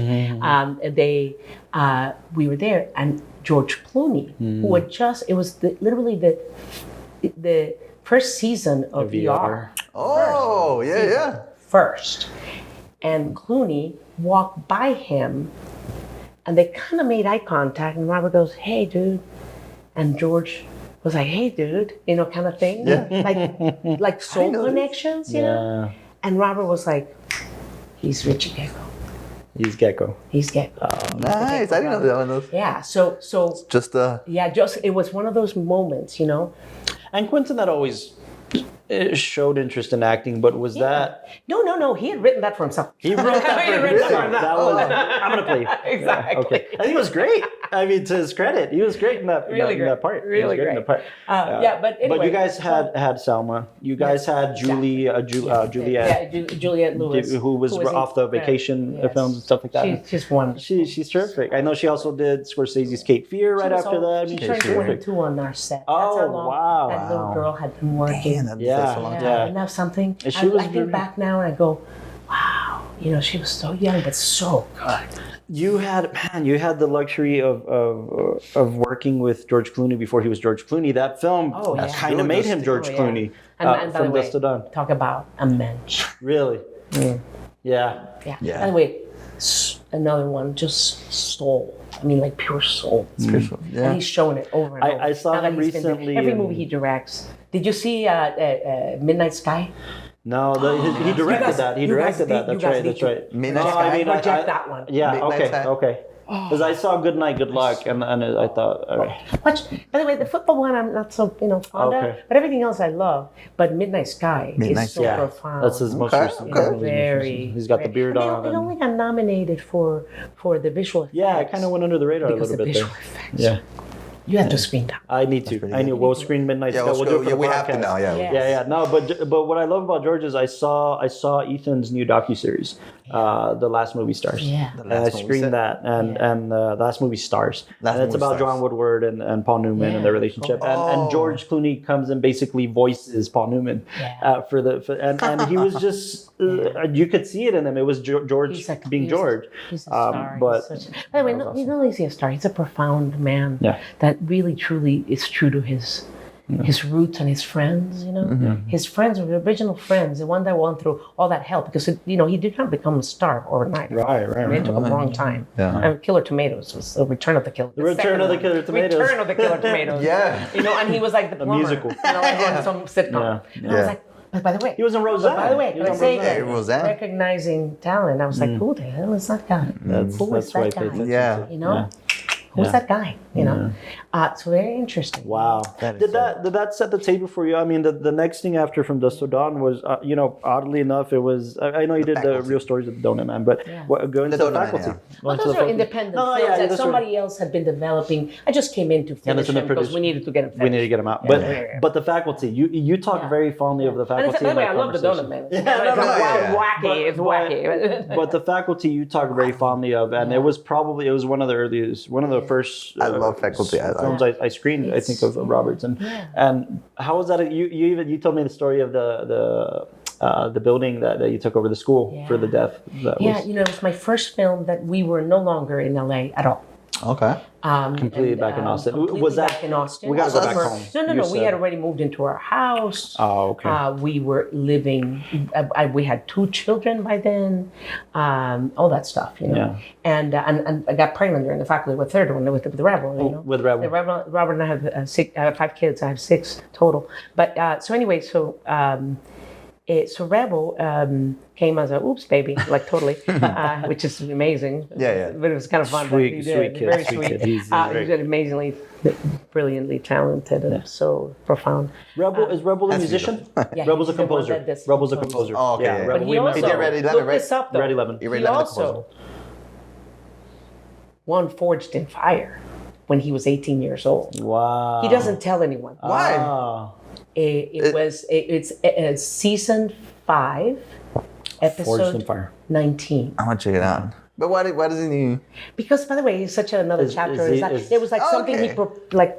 But it also sounds like you told me yesterday that he's to the book. This he is is like Rebel. Japanese. What do you mean? What do you mean? Well, like he does. So, he follows. He's so strict, you know, with himself and Okay. with all of us too. Sometimes we're like, hey, dude, Do you think that's a we're not little? Japanese. You are. It's okay. You think that's a little very, average personality? Like very, kick myself and very. kind of this. You know, That's cool. but more. He's more aesthetically like the way he washes his clothes since he was 10 years old is a joy to watch. The way he hangs them. He's But very. nothing goes in the dryer. Wow. Oh, he air dries. Hung. I mean, like so. I mean, he's 10 years Sure. old. You know, like it's like you're like, what's going on there? You know, like, No, Rebel- I told him to wash his clothes. I didn't, I didn't say perfection. You know, like Yeah. Rebel and Racer are. so Racer just throws him on Yeah, the Racer's dryer. one. Let's go. Let's get it done. No, we've It's never very been funny. always smiling. He's trying to take care of his clothes more now that he's having to pay for them. Yeah. Yeah, exactly. Now, yeah. No, but the faculty, you know, you're pregnant with. We're you become pregnant. But the faculty was one of those things that I was really producing in a way by myself for the first time without you know Lawrence Bender and you know so but finding my own. Lawrence was a crew. big pivotal part from Dust Till Dawn. Did he help produce or Yeah. let's say yes? Yes. It was actually Paul Hellerman, the Hellerman. line producer. Oh, okay. was Oh, okay. very important in that movie. Truly, truly, like I learned how to sit and be down to the almost penny every day Right. and know where we had a little money. It was a wonderful lesson for me to sit from the very beginning of budgeting Right. with the line producer and just Okay. go through the whole thing. Yeah. You know, Lawrence was doing other things too. Sure. You know, so but Paul and I every day sat and we saw where we had $20 that could be thrown somewhere else. Yeah, And yeah. that was a great learning yeah. experience for me. Yeah. I'm so grateful. That translated to the budget, faculty. yeah. You're Exactly. doing it on your own. Because well, then I also found myself a line producer that knew crew really well. His name is Bill Scott. From Austin. From Austin. Oh, yeah, wow, okay. Exactly. Who, by the way, had been a first AD. He was a second AD on Carrie, the original Carrie. Wow. So he had amazing experience. Yeah. Sure. And he and I just bonded. you So he worked was with- also UPM and line producer. We didn't have a U, which I loved because they cut, Yeah. you know, for us. Because with him, we did the job, 3 jobs with just the 2 of us. Wow. You know? Okay. And the crew just loved him because he's such a just human being and serious human being. So they didn't want to disappoint him. Oh, Like, you know, okay, it's yeah. that thing. It's with one the of those, crew. yeah, yeah. So he brought us a crew and brought me an incredible production coordinator, Cindy Strite, who taught me so much. Yeah. And she was my production coordinator. And the wild thing is, you know, the movie that made me realize who I was Broadcast News. She had done Broadcast News Broadcast News was the one right in that. the middle of her resume. And I was like, you're hired. Yeah. That's the And one. then, and I was like, let's go. And so they were my team for many, many years. That's cool. Now they're retired. So, you know, but it's fine because we worked twice already with a wonderful line producer that was of the lineage of Bill Scott. Oh, that's through cool. Yeah. Somebody else we hired named Ron Schmidt, who's an incredible, the same kind of person. Sure. You know, sensitivity to Seamless the crew. transition. You know, he lives in North Carolina, in Charlotte. So he lived in LA. He did his LA thing, The but he's thing. originally from there. He came home with his kids, Right. and that's where he is. And he's now, wonderful. Ben Ormond is a name, really wonderful. Did you feel like you this allowed for, you know, because I think Austin all the time as my producer because he handles the headaches, he handles the nuts and bolts so that I can have the freedom to do what I want with my picture and within the limitations that we have naturally, right? But I'm very grateful for that. Do you feel like this is, because it felt like the faculty, Robert, had a little more of a playground, right? It was, he had a little more of... It was much more, it was less unencumbered. We're allowed, because for one thing, a studio like Columbia Pictures is very like in there, Sure. Weinstein's were like, Dimensions. here's the money, dimension. Yeah. Bob Weinstein was like, here's the money. Oh, and this is what happened with that. So Bob, at that time, Scream and all those movies, Scary Movie, all those movies were coming out. It was Kevin Williamson. So Bob had just bought all of them, so nobody else could buy Kevin Williamson movies, right? He bought all of them. And he had the faculty laying around. Yeah, I was going to ask you. And he came to us and to Robert and say, hey, so I'm willing to do a 5-picture deal with you. Wow. And then Spike it, But you have to do faculty first. Oh, okay. Okay? Yeah. That was the deal. And Robert was like, I'll do that. That'd be fun. So that's how Spy Kids comes into it. We all knew it was Spy Kids, but nobody else, because Robert knew that. You wanted to keep it low on, right? And Bob too. We all kept it. When did he notice? Nobody said that. The idea. What was the idea that came out? I remember he was. It was from 4 rooms. 4 rooms, His piece had Antonio Banderas, and it had this Asian woman, and it was New Year's. So and the little kids were all in tuxes, and it was like very James Bond looking. James Bond looking, and Roger Ebert signed in his book, to the one that gave me the best room, Roger Ebert. Imagine having that stamp of approval from Roger Ebert. Are you kidding? Wherever you are, Roger, you're awesome, man. I saw his documentary as well, Roger Ebert's documentary. He's an amazing man. What an amazing man. That's amazing. A lover of filmmakers. Absolutely. And a lover of I wish I film. could have met Roger Ebert. That's incredible. amazing. Incredible. Do you feel like during...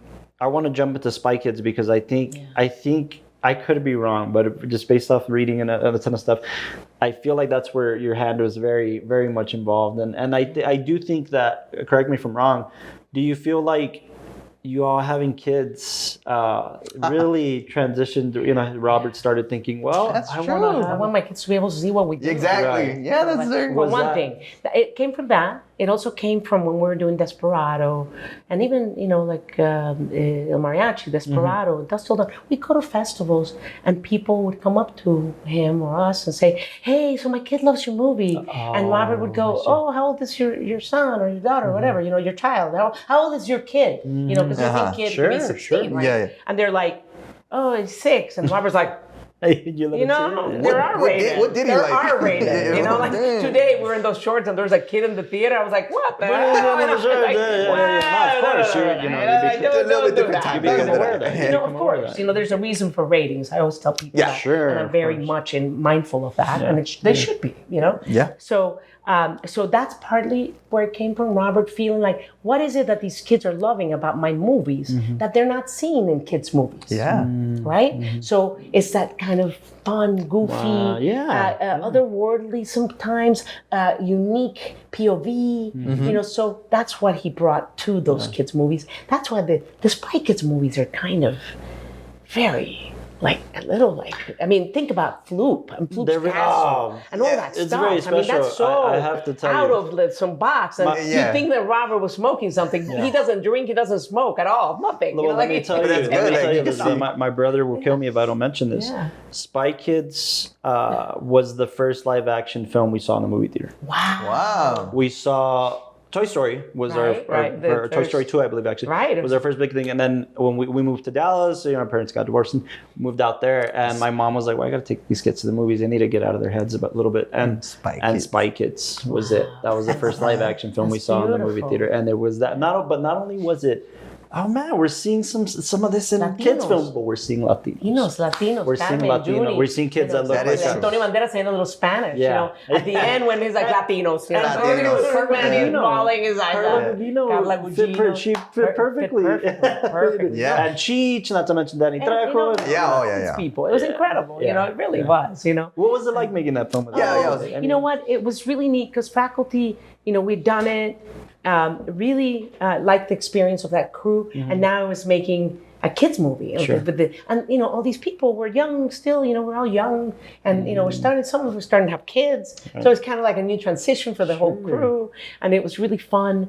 And at this time is when we shot it in 2000. 2000. Okay, came out in 2001. Yeah. And at this time is when I already had my eye on that the airport was closing. Oh, April so important. So 1999. important. The Austin we went to airport. Austin. The Austin airport was closing down. I read an article in '95 that when the airport closes, already it was being talked about. Because they were building a new Because one. they had to. Yeah. It was in the middle of the city, and you know the schools around there, more planes were landing more than ever in Austin. Okay. It was growing, and kids couldn't even hear themselves. You know, so they had to. They knew they had to shut it down. Yeah. So where to put it, right? That was the whole Where thing. to- So in '95, Shelley Duvall did this article about how she told Ann Richards, "Hey, she was governor then, and she said, hey, you should turn those into Shelley hangers." Duvall. Shelley Duvall, because she was doing storytime, storybook time. Yeah, storybook time for Shelley PBS. Duvall, dude, yeah. Shelley Duvall. Go figure. From The Shining. Yeah. You know, so anyway, exactly. So, you know, I read it and I read a lot, you know, I read and I have this mind, again, another weird talent. People have told me I would be a really good Book editor or speechwriter sure. in Washington, because my brain just facts, Yeah. you know, moments, name, you know, Yeah. I'm getting older, so I need to take some Prevagen, I guess. Skims, you know, and then I'm just kidding. Fish oil. But anyway, Fish oil. Twice a day. so anyway, this is all happening at the same time. Before Spy Kids? When we're prepping Spy Kids. Because by the way, we shot in this warehouse, faculty, and we stayed in this warehouse for Spy Kids. Because that's where we were building Floop's castle. Sure. Okay? Which is great. It Yeah, worked out perfectly, right? It's terrific. But this is okay. So we're shooting in 2000, right? And we were thinking we were going to be shooting in '99. You know, I had Rebel. He was little. I mean, I still remember this because we are at this warehouse, and Rebel was in the brincolin, you know, jumping in my doorway at the office. You know, while I, you know, been nursing, put him back in the brincolin, whatever, you know. And so to me, that was sort of the, you know, the reminder. The Rebel's little. He's like 5-6 months, you know. Birdie. And we were prepping, but not quite shooting yet. So 99, April, he was born in January, April of 99, I've already sent somebody to go check out where we should have Eric Williamson, he was our location scout. Okay. And I said, I need you to go to the airport and figure out where we should be. He goes, I already kind of know. He goes, but I'll take some pictures, I'll go, because I want to get in there, you know? So we did. Yeah. And so April 30th, they closed. We were in there May 1st. So what we first did was, okay, so the airport hangar can be, you know, we can use it for make a green screen. There. You know, do some stuff. Yeah. There. So we did. That's what I say, if you remember, because you remember our first short film, we went to Austin Film Studios thinking, let's see who we bump into. Let's see what we can see. And that's where Troublemaker, that's where Linklater, the Austin Film Society. Because at the same time, I see you trying to make the connection. I was like, you remember this? Because I was part of the Film Society, and Rick already had the same idea. Okay, so we were like, when you wanted the state part of the thing, you know, and Rick, right next door to us was where the old armory was. They have the National Guard, and then right next to that was a whole nother little complex that the city owned, but it had offices. It was where the private jets went to. Okay. So they wanted that, you know, the Film Society, Austin Studios kind of thing. Yeah. So because Robert and I had been exploring 8 stages, our architect and our lawyer already were helping Film Society with things. So we united with their expertise and got it all done for all of us. And then we became part of the master plan. Wow. So that's been that piece you cannot negate. No, but that's for amazing. Austin Studios, for Detour, for us, for the Austin Film thing. Because that's why that neighborhood is so kind of friendly and film, and that's why the Alamo Draft House opened one up there. A lot of little things happened. It shaped the vibe of the Absolutely. thing, It's you know? massive. Oh, and it's a wonderful Yeah, yeah. neighborhood. It's a great neighborhood. everybody to was live Yeah, in. really. So I told her a story yesterday when we went that the prop guy at Austin Film Oh, Studios yeah. was like, hey, come He on was in, let awesome me as give you a hell. Like, change tour. photos. Everybody was really Oh, cool. yeah. You know? You should call me. I know. Well, now we know. Yeah. So anyway, so all that was happening in tandem, you know, and so then it was like, okay, how can we keep this place? Because I wasn't going to put any money into it. Yeah, unless you. It's just metal buildings. It's just plain, like covering the plates. Yeah, They don't like have that. really a lot of structure. We could not really hang lights and kids and all that stuff from it. Yeah, it could be dangerous. But we knew that we needed to. So I started lobbying. I started getting all that stuff done. And while we're Just doing prepping Spy Kids, while we're doing all of this, and getting the expertise of our attorney and also of our getting all the deals, because they also knew how to deal with the city and somewhat with the state. So, and I have to give credit where credit is due. Absolutely. That George W. Bush gave me this guy, one of his guys that was did special projects for him to help me lock that down. Wow. And really lock it George down. W. Bush. Yeah, he did. So it wasn't Lock even it on down. the state level. It wasn't the governor necessarily. Well, he was the governor at that moment. And okay. that's where they This was kept right the before governor's one. plane. Wow. Our property is state, Oh, okay. which is really special. Yeah, that is Because interesting. the cops can't come. Yeah. By the way, we can. Well, just like any other studio, It's a you know, state. Warner's has its own police department, has its own fire No, department. but has this its is own- owned by the state, so Yeah. we can blow up shit. Yeah, They that's can- cool. At Just hours that like nobody else it's can. needed. I mean, So that's like, why you wanted it, yeah. People, it's kind of fun. Don't say that. Yeah. But it makes No. it really interesting. But it makes it really interesting. Yeah, no. Because It makes it state fun for the 4th property of July is is off where we- limits of the city. That's awesome. Bye-bye. Yes. No. So it's very It's cool. just thought, yeah. It's for us. So anyway, so that's the kind of stuff that happened. So Spy Kids for me was, I knew we were going to do the first one. We knew there was probably going to be a second one, because what happened is the McDonald's deal. That's another thing that happened to us as Latinos that had never happened to a movie that wasn't like some Disney movie. What do you mean the We McDonald's? ended up getting a Happy Meal deal. A Spy Kids. McDonald's deal. Spy Kids. Happy Meal. Man, it's taking me back. Yeah. Exactly. So but this is neat. So Robert's not going to just take a Happy Meal deal, right? Right? So he brings one of our guys that he's the one that designed the watches. Alex Toder is his name. Alex Toder. Alex Toder. He was also a visual effects guy. He Right. worked with us forever. So he begins to have Alex design some toys for the Happy Meals. They were the best That is so toys. cool. They were That's the best. smart. That is so smart. So McDonald's had never allowed anyone to tell them what to do. What to do. But they show up. And we have prototypes. Yeah, like, all right, you guys, Prototypes, right? this is what we got. And they're a little like, not miffed, but they're fascinated by the fact that we were like so forward thinking already. We didn't have their homework, you know? Yeah, exactly. And they were actually really cool toys.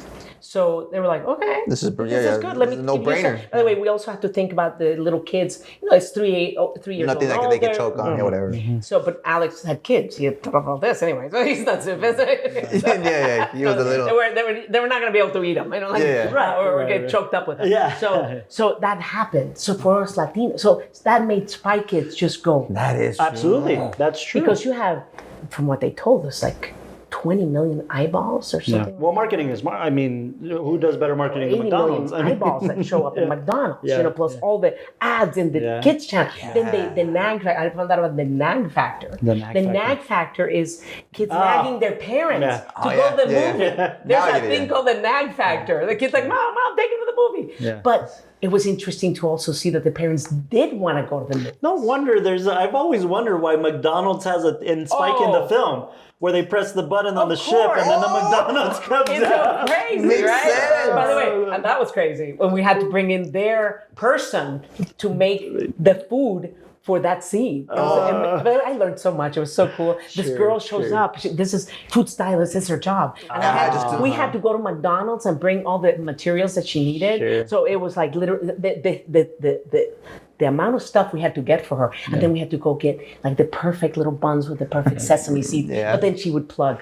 So all the Spy Kids were just, you know, it became a Happy Meal deals and all that stuff. And then also the combination of Robert wanted to do the 3D movie. He was had already tried thinking it, of that. you At know, the time, yeah. exactly. Shark Boy Lava Girl, Yeah.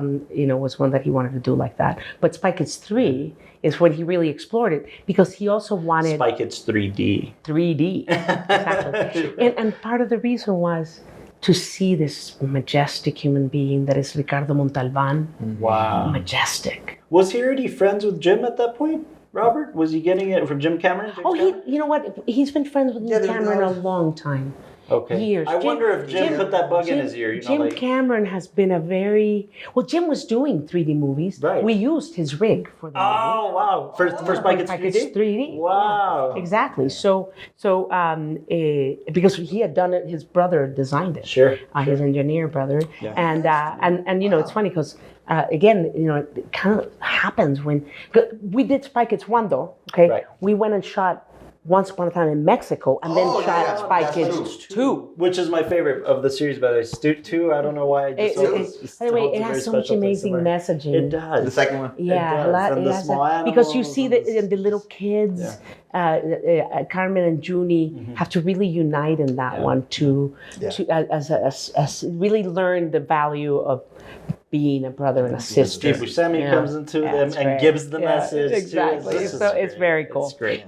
Holland Taylor is the grandma. She's amazing. Oh. And she watched the movie and she came up to me and she goes, I thought it was a fun movie. I thought it was a fun script. But it was really profound, the messages. When she saw the screening for the actors, it was really fun. And by the way, Spy Kids, most people should know this. If you don't know, this is where the Machete character was born. Absolutely. Machete, Uncle Machete. Uncle Machete and Spy Kids 1, guys.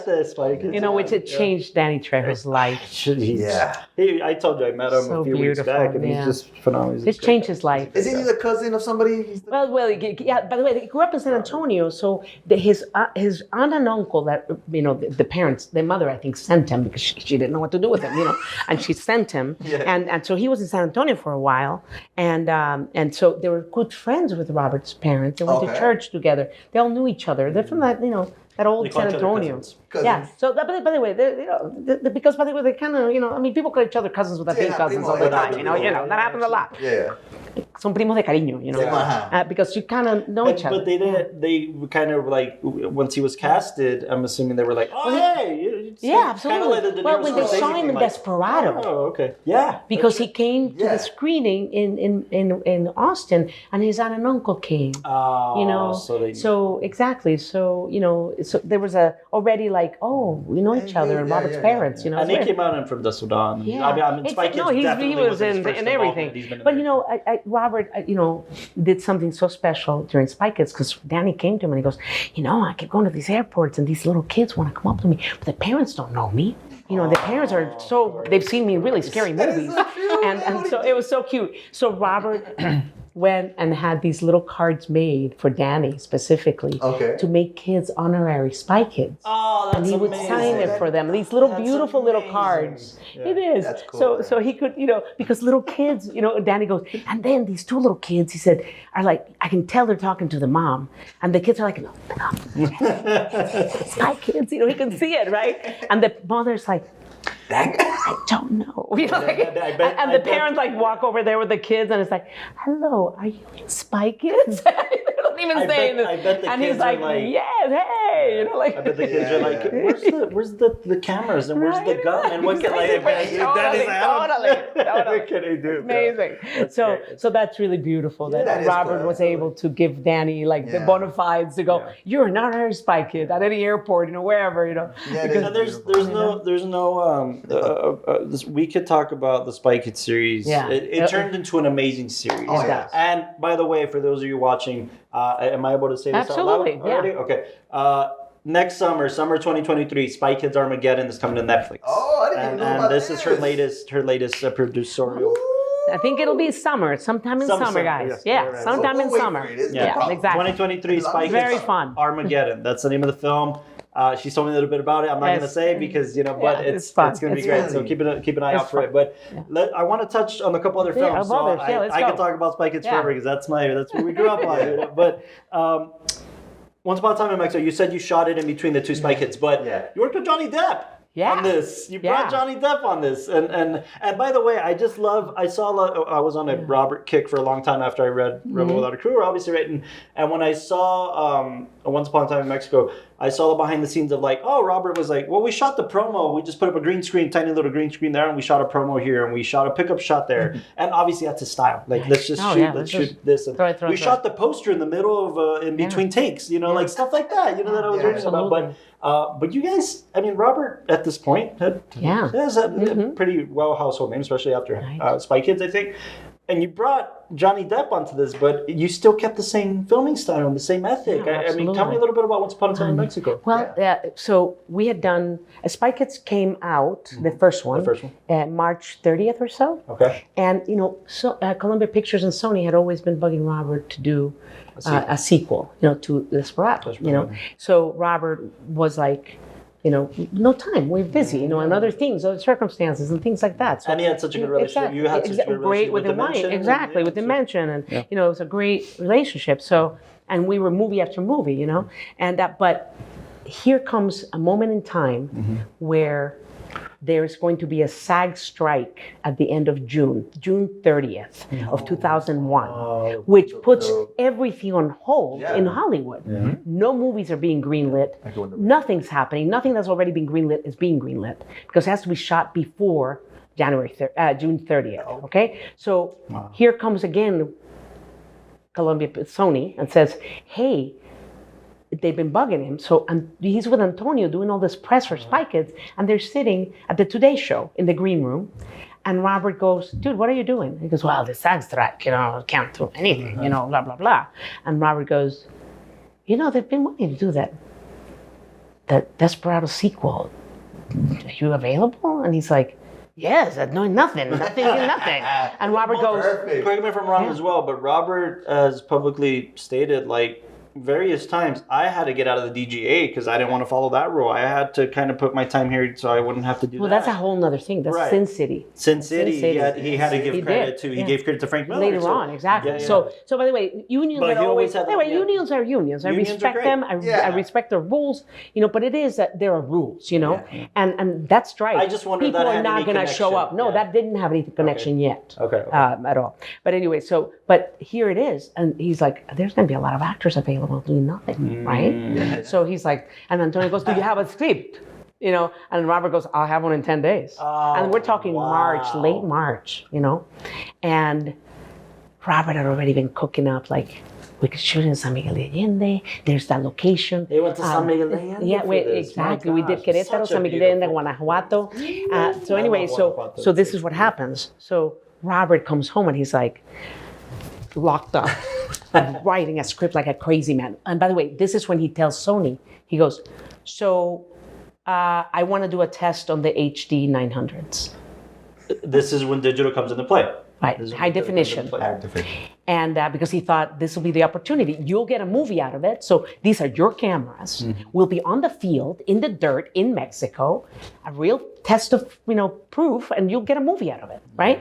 So win, right? So, and I get to do the cameras, and I get to, exactly. Like I get my hands on some 900s because he was so into like that, Yeah. So we go in there, and so he's crazy doing this.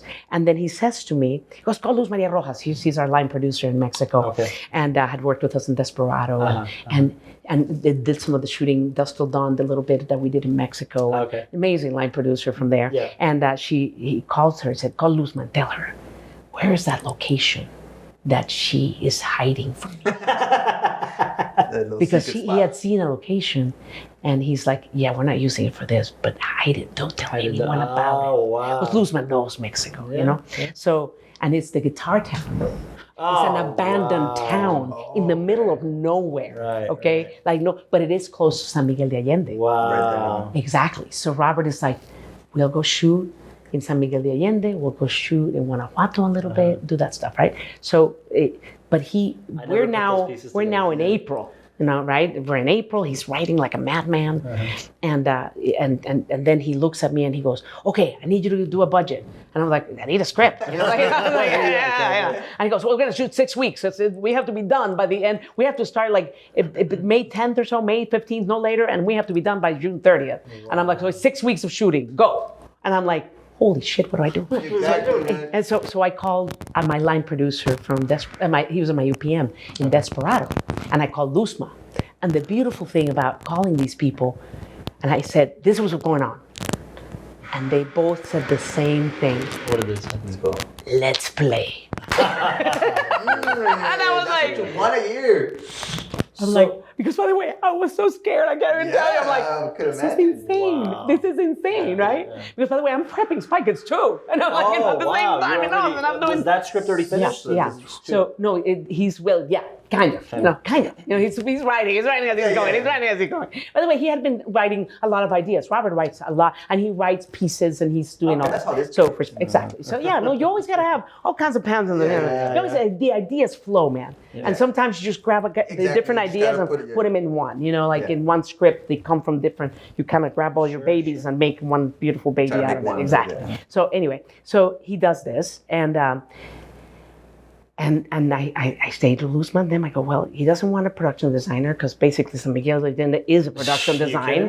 Can't go wrong. Yeah. And then we just need an art director, and so we decided, because we had just worked with this amazing crew for Spy Kids in Austin, to take half that crew and take half of our Mexican crew from Desperado.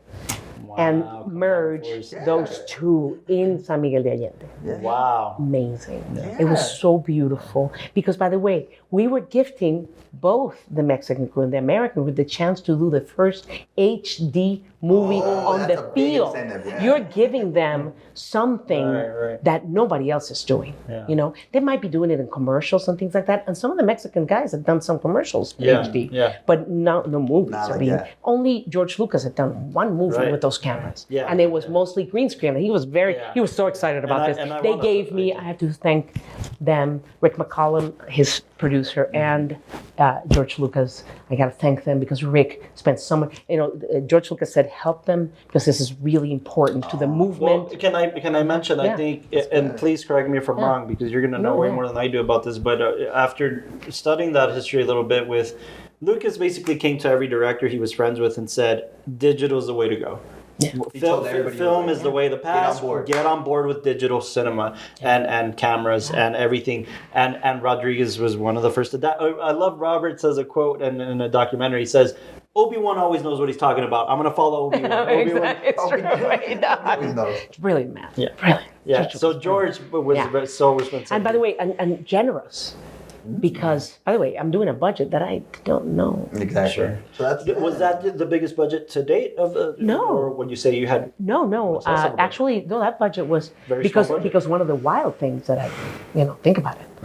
All of a sudden, there's no film processing. There is no film to buy. That is. You can cut costs left and right. By the way, so I did Once Upon a Time in Mexico for a lot less than I even did Spy Kids. Wow. But not a lot, but you shot Spy Kids on film? We shot Spy Kids 1 on film. Okay. So, but Spy Kids 2 was on HD. Was digital. That's the second one. So we did back-to-back HD movies. So we had 2, and George Lucas was hilarious. He was like, he's done twice the amount of movies that I've done. Because he did the prequels, right? By the way, but he had just done 1 at that point. So the interesting thing is that then George brings Robert in to do this whole forum at Skywalker with all the filmmakers. Marty was there. And Robert Spielberg, shot all this stuff and showed side by side different the things. Yeah. That's the name of the documentary, by the way. You guys should check it out. Side by side. Side by side. Side by side. The documentary is film, and Keanu Reeves is the host. Incredible. Oh, Keanu's great. He's so cute. He called me. He was like,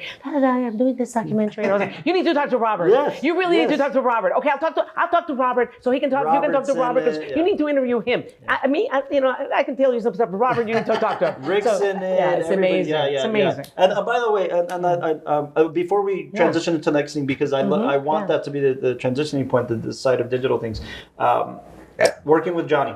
Well, Johnny. So this is what happened. So Johnny, Robert, we have the Spud, the CIA guy, and And I was like, so the big names, obviously, because we need them for a week. Just That's it. It's gonna be a lot of money. But Bob was like, we need a big name.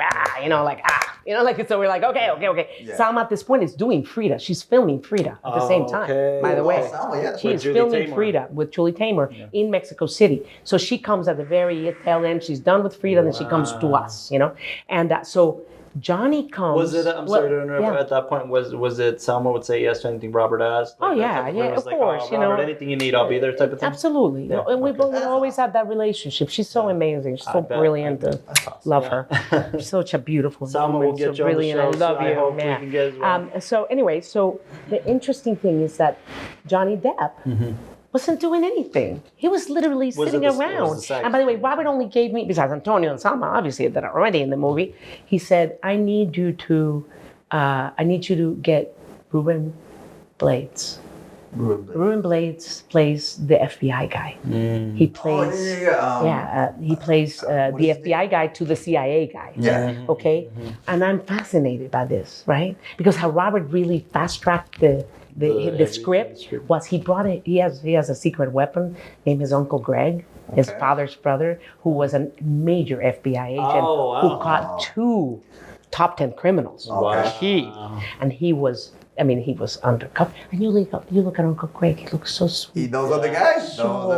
He will fool you so. He's so beautiful. Yeah. So and Ruben has that thing about him too, that can be very earnest, but they're like fierce in their mind. Like they're fierce. They're already, So those kind of FBI guys that can kind of go around and get the info. But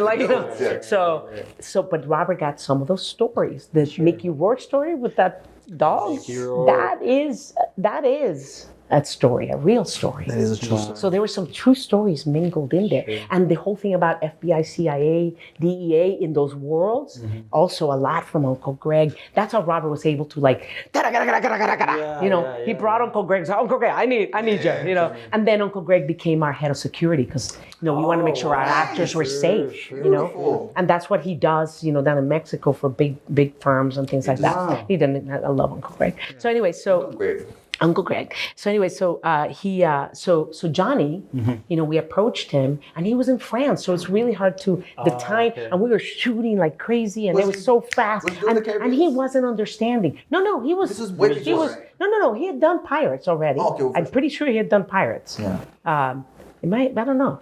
That's a good question. Yeah, but by the way, but he was in France, just chilling. He had a little daughter, Lily Rose, and he was chilling, in France.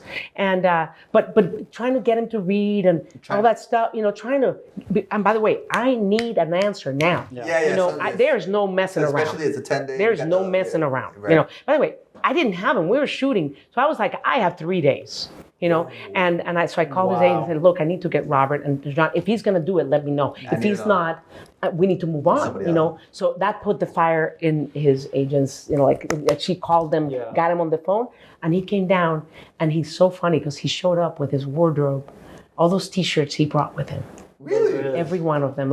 I'm with stupid, what the CIA really meant, Was that a lesson you think Robert learned about? Because I feel like he did the same thing, or you all did the same thing for Machete, or the sequel, I think, for Bob De Niro. Yeah. I need him for a week. For a week. Bring him down for a week. So that was Machete, not the sequel of Machete. That was the first Machete. I'm going to bring Robert down for a week. Robert De Niro. I just need him for a week. We get that's usually what you end up doing with these big time actors. Their role is, you just concentrate on them. The hilarious thing is that Johnny shot the 7 days, and he didn't want to leave.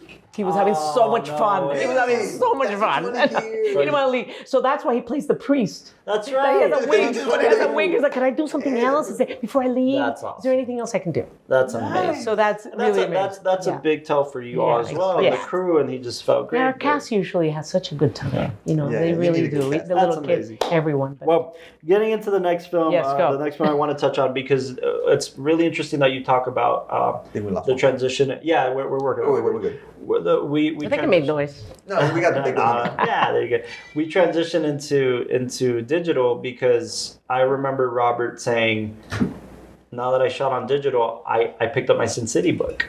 I knew I could shoot this now with digital. I couldn't do it on film. That's absolutely right. Because he's always been a huge fan. I remember when he bought the first one, he was showing me the drawings. Being a comic book guy, he's like, look at this stuff. You know, like, oh my God. You know, like he knew Frank Miller from other things, but he knew that Frank, this was his property. Sure. It wasn't him doing Batman. It wasn't him doing... Exactly. And this was Frank's pure genius. And what did you think, though? It was rough, but it was incredible. The art of it was like,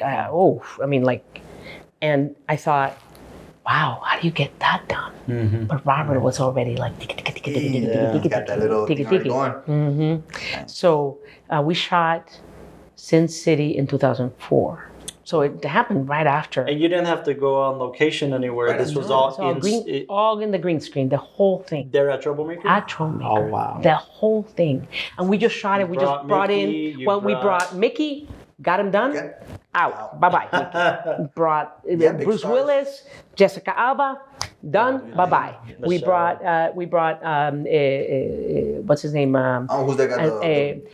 We brought Carla. we got Carla. No, but we got Latino. Latino. We cut his head. Sorry. Oh my gosh! My gosh! My brain just froze. I will tell you. I adore him. I hope somebody can think about that. I'm not. Think about it. And the British guy that is with him, and that's. By the way, look them both up. Oh my God! Sorry. Yeah, but you cut that off. Powers Booth. Powers Booth is in it. No. It's. We gotta figure this out real quick. Which character are we talking about? It's the. He's in Che, man. Benicio del Toro. Thank you. Thank you. How are we forgetting Benicio? And the other actor that's with Benicio, the one that cuts his head off. Thank you. Look him up. A British Douglas, guy. And he's in Children of Men. Clive Owen. Clive Owen. Be Still My Heart. Clive Owen. Yeah. Yes. Wonderful man. So warm and lovely man. No, I mean, the cast is incredible. So we just brought him in. You know, that same ethos of like in, shoot, out. You know, and Robert does that a lot. I mean, we just did that with Gina and with Zach Levy. We just shot him, brought him in, 4 weeks, bye-bye. Boom. You know, they got all their stuff done, and then the kids, interspersed. So, right. Yeah. Sin City had Alexis Bledel, for instance. We had Rosario Dawson. Jason Douglas, obviously. Carla, who we mentioned. Josh Hartnett was in Sin City. Marley Shelton. Yeah, Josh Hartnett. He's in the opening sequence. The woman with the red dress, that's Josh. Yeah, and that's Marley Shelton. Wow. And then he also has that black actor. He's so wonderful. Of course, Duncan. Michael Clark Duncan. Michael Clark Duncan. Incredible man. It's on the side, Ricky. On this side. Gosh, I need my IMDb too. Look up who else, because there's some amazing actors. I mean, it was incredible. Yeah. It was incredible. I'm just looking at the list, and then just you guys had incredible actors. But I'm assuming shooting digital, like you said, brought... Oh, it's the only reason you could do it. And by the way, so this is Robert really to convince Frank, because Frank was done with Hollywood. He was like, me, And so Robert... What was his experience? Which film did... I mean, which just film different ones. Okay. Just no bueno. No bueno. And this was his baby. Yeah. He was not letting go of the rights of this thing to anyone. Right. So Robert decided on our own dime just to do some testing. Yeah. And so we shot with Patricia and with other actresses a test of... Arquette? Patricia, Robert Rodriguez's sister. Patricia Vaughn. I'm sorry. And shot a whole thing so Robert had a proof of that you could do it. He shows it to Bob, and Bob is tripping. Yeah. Bob Weinstein is like... We gotta get Frank. How do we get Frank? And Robert goes, I have to be very careful with Frank. He's very skittish. And he hates any Hollywood person, any agent, anything like that. So Robert just kept trying to get a hold of him and all this stuff. And I'll never forget, we were in LA. Okay. We were there with the kids doing work and stuff. Finally, it's December 6th. Okay. I never forgot this. And we are in LA, and Bob is like salivating. Frank out of the blue calls and says, hey, so you're in New York? Oh yeah, I'm in New York. Thank God for cell phones. And he goes, yeah, I'm in New York. And Robert says, right? And he goes, oh wait, yeah, we can meet. I said, can we do it tomorrow? I can do it tomorrow. He goes, and Frank goes, yeah, tomorrow afternoon. And Robert's like, okay, what just knocking him down, some bar somewhere, and he's like, I gotta show you something, Frank. Right. You're not gonna. I think you really. I would love, blah blah blah blah blah. I mean, Here's my proof of blah, blah. But Robert's great. Yeah, great. Selling. I mean, Yeah. because he can back it up. Totally back it up. So he looks at me and he goes, I was in the movie theaters watching Elf with the kids. Oh, my word. Okay? I mean, it was hilarious. Wow. He called, my phone was blowing up, and I'm like, walk out. And he goes, we got to get on a plane tonight to go on the red eye to go. And he calls Bob. I'm going, I'll get you a private jet now. So we see Elf. Okay, this is December 6th into the 7th. We get on a private jet to New York with the kids in their pajamas. I'll never forget this. In their little Hannah Anderson stripy pajamas. And we land in New York. And it looks, because this December 6th, it looks just like Elf, and a little dusting of snow, and everything's decorated. It's huge coincidence that we have him and Jon Favreau and Robert now on The Mandalorian and all that. That's crazy. It's crazy, right? So anyway, it was amazing. I never forgot that moment because it was so magical. Like they slept on the plane. Wow. We get out. And it's Elf, in person. Yeah. So we ran. Robert was doing his meeting. Robert went to sleep. The poor guy had been up all night, So then he met with Frank, and it was so. Yes. It was literally like. So Robert slowly, he goes, I'll tell you what, Frank. You come down in January, and we do a little opening sequence. And that's the Josh Hartnett, Marley Shelton sequence. Yeah. And if you like it, and you like working with me, we keep going. That's a good pitch. If you don't like it, it's all good. You get to keep that as a souvenir. Nice. Bob Weinstein will pay for it. Right? And that's how that happened. Wow. And man, and it really blows my mind. And I have to give props to Bob Weinstein because he enrolled for that. He really did. And really. And it became a massive hit amongst the fans. That's probably our biggest hit at that moment. Yeah, Sin City. It made I want to say 300 million worldwide in theaters. It was, in theaters. Massive. In theaters. Massive. Yeah. No, Sin City is fantastic. Fantastic. Trucking along because we have. Keep going. But Sin City is just very special. Yeah. Let's talk a little bit about Shark Boy and Lava Girl. Yeah. Because this came from your my son boy, Racer. He was 7. Racer came up and took a drawing to Robert, as I understand it correctly. Yeah, and exactly. Said, "You're Shark Boy and Lava Girl." Yeah, Shark Boy. But tell me, Robert was like, "Okay, we got to do something. No, I need some ideas here." Kind of in a way, because he'd been working so much on so many other things. Sin City, because they were shot back to back actually. Sin City. 1 and 2. Yeah, right. No, Shark Boy, Lava Girl, and Sin City. They were kind of like boom, boom, You guys, and Robert was editing and then, doing Shark Boy Lava Girl and trying to get it in the theaters that summer. It's crazy. Sin City came out April 1st. Shark Boy Lava Girl came out the 20-something of June.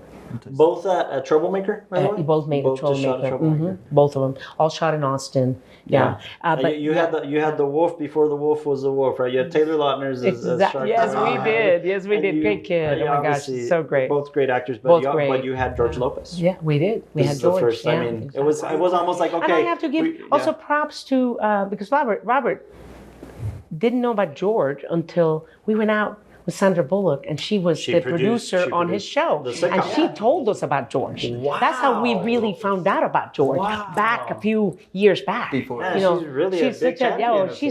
Big champion. So that's how we found out. So she's amazing. She's an incredible force to love her. I wish I could work with her someday. Someday it'll happen. She's amazing. She's amazing. Just adore her, and we love. She spent a lot of time in Austin. So so that she lives there now. She spends a lot of time there. She spends a lot of time there. She has a restaurant. She owns restaurants. She owns a building, a couple of buildings. Really wonderful. But the thing with Shark Boy Lava Girl is that if you want to really see the stuff, there's a DVD extra where you see Robert, because Robert filmed Racer in the pool, giving them everything, all the literally like all the ideas, like blah, blah, blah, blah, blah, blah, blah, blah, blah, like so Robert would take a rock, some like printing paper and a Sharpie, and he'd put the rock so it wouldn't blow away, and he'd anything, and he writes because it's in the Robert would show it. It's like I had to, like the things getting wet because Racer was very hyperactive. He's like one full of ideas always. Is that Racer's claim, like, because I didn't ask him about it when he was here. I made sure not to. I made sure, I'm sure he gets it all the time. And by the way, then he would draw. There's part of the dialogue, and Robert does it in this wonderful DVD piece, the extra, where it shows Racer, Mr. Electric. I mean, he came up with the dogs. He came up and he drew them. He would tell Robert about these things. It's really crazy, really great. So I really think that little kids, get obsessed with this. Did you have to wear the? I mean, I think it's an interesting perspective from you here, because you are his mom, and you're Robert's wife at the time, and you're also a producer on this, and producers don't like to bank on. Let's just do it. But how was that? No, I just literally felt it was such a unique. They were always playing lava. Kids play lava, Sure. But then to come up, and they were, my boys were into sharks hugely. Robert's always been a big shark guy, like Greg Nicotero, and Robert Jaws is like the thing, So they're like geeking about sharks, boys and sharks and dinosaurs, that's the way it is, right? So I'm playing lava, always in the living room, and stuff. So it was a very natural sort of thing, and so that's where, for me, to be really honest, I felt that it was an interesting exercise for a mind of a 7-year-old. Well, of course. What happens then? Well, the obsession level of kids from about age of 3 or 4 to 10 years old with Sharkboy Lava Girl is unreal. Yeah, It's obsession. Like, parents are like, I don't know what to do. Do you have?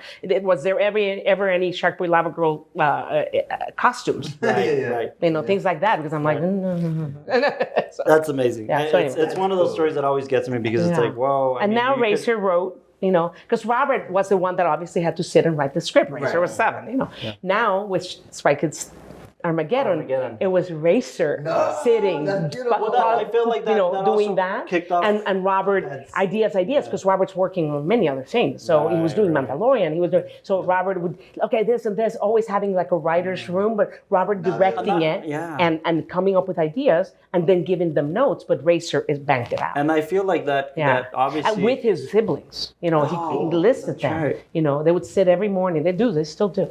They sit every morning in a writer's room.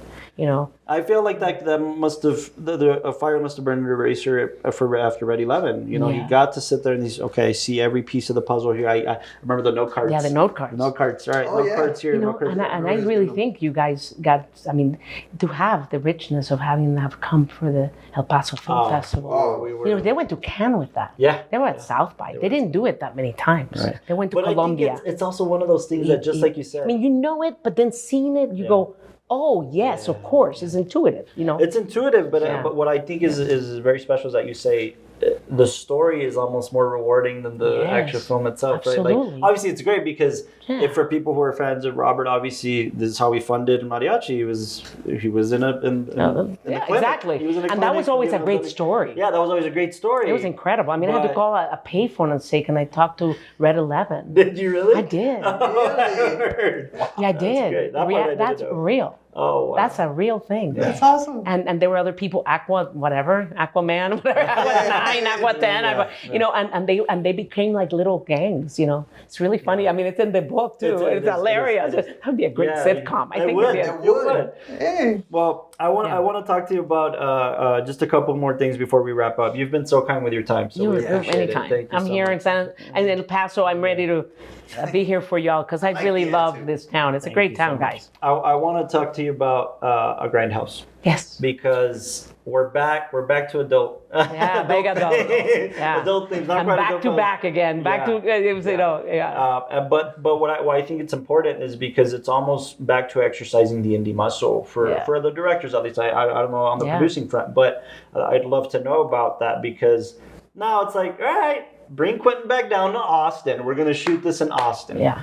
and we're gonna bring Kurt Russell, and we're gonna make this happen down here. And Robert, I love the inspiration behind it. I mean, obviously know their perspective. They love these old Grindhouse films that they would be, double features, and we want to do something like that. But what was it like for you to put this film together, this series of films together? Well, it was interesting because it was also working with Quentin's, the producers that he was working with. Okay.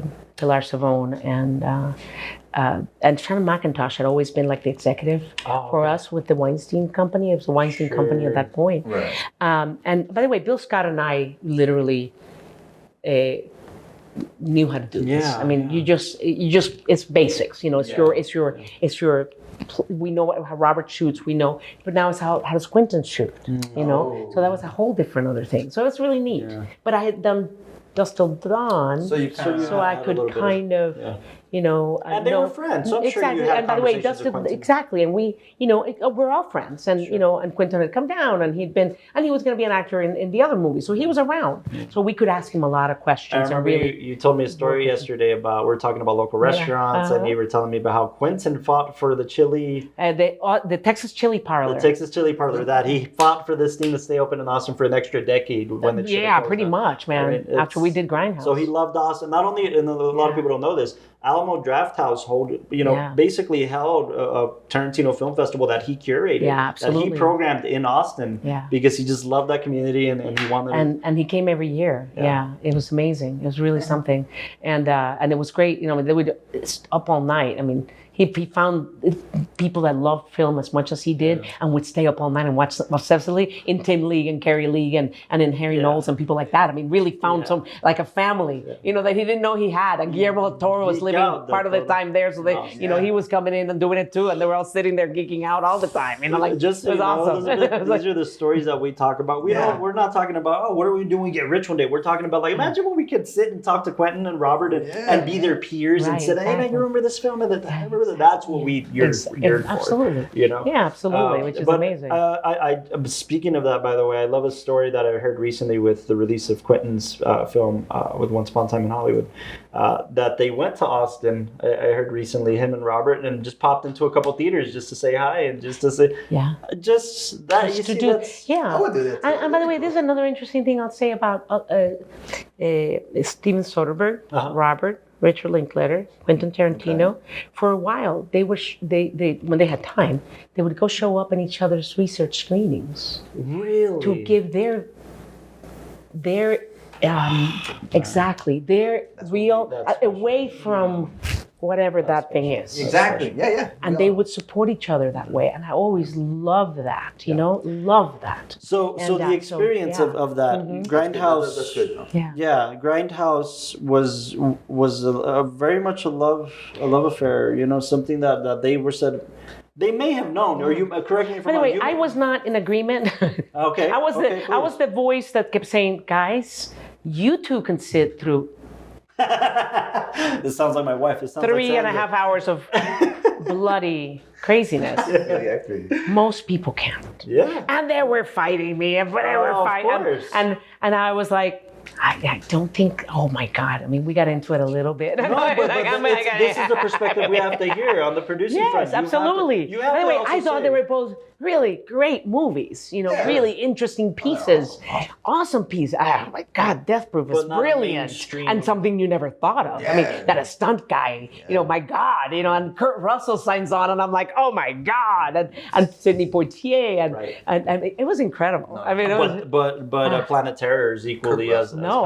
By the way, they're both. But I never thought of Death Proof as a thing, and I was like, that's amazing. Well, Grindhouse is like more like Robert, shotgun thing. Correct me if I'm wrong. That's true. A producer has to think in terms of what's commercially viable. Are we gonna make our money back?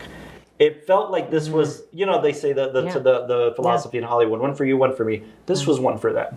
Yeah, this was one for them. And were you all prepared for the fact that, if this, it may make money, it may not, but we're just going to do it. We're just going to, we want. Yeah, they wanted to historically. By the way, I didn't fight with them in front of people. No, it's privately with them, two of them, and they would get really upset with me.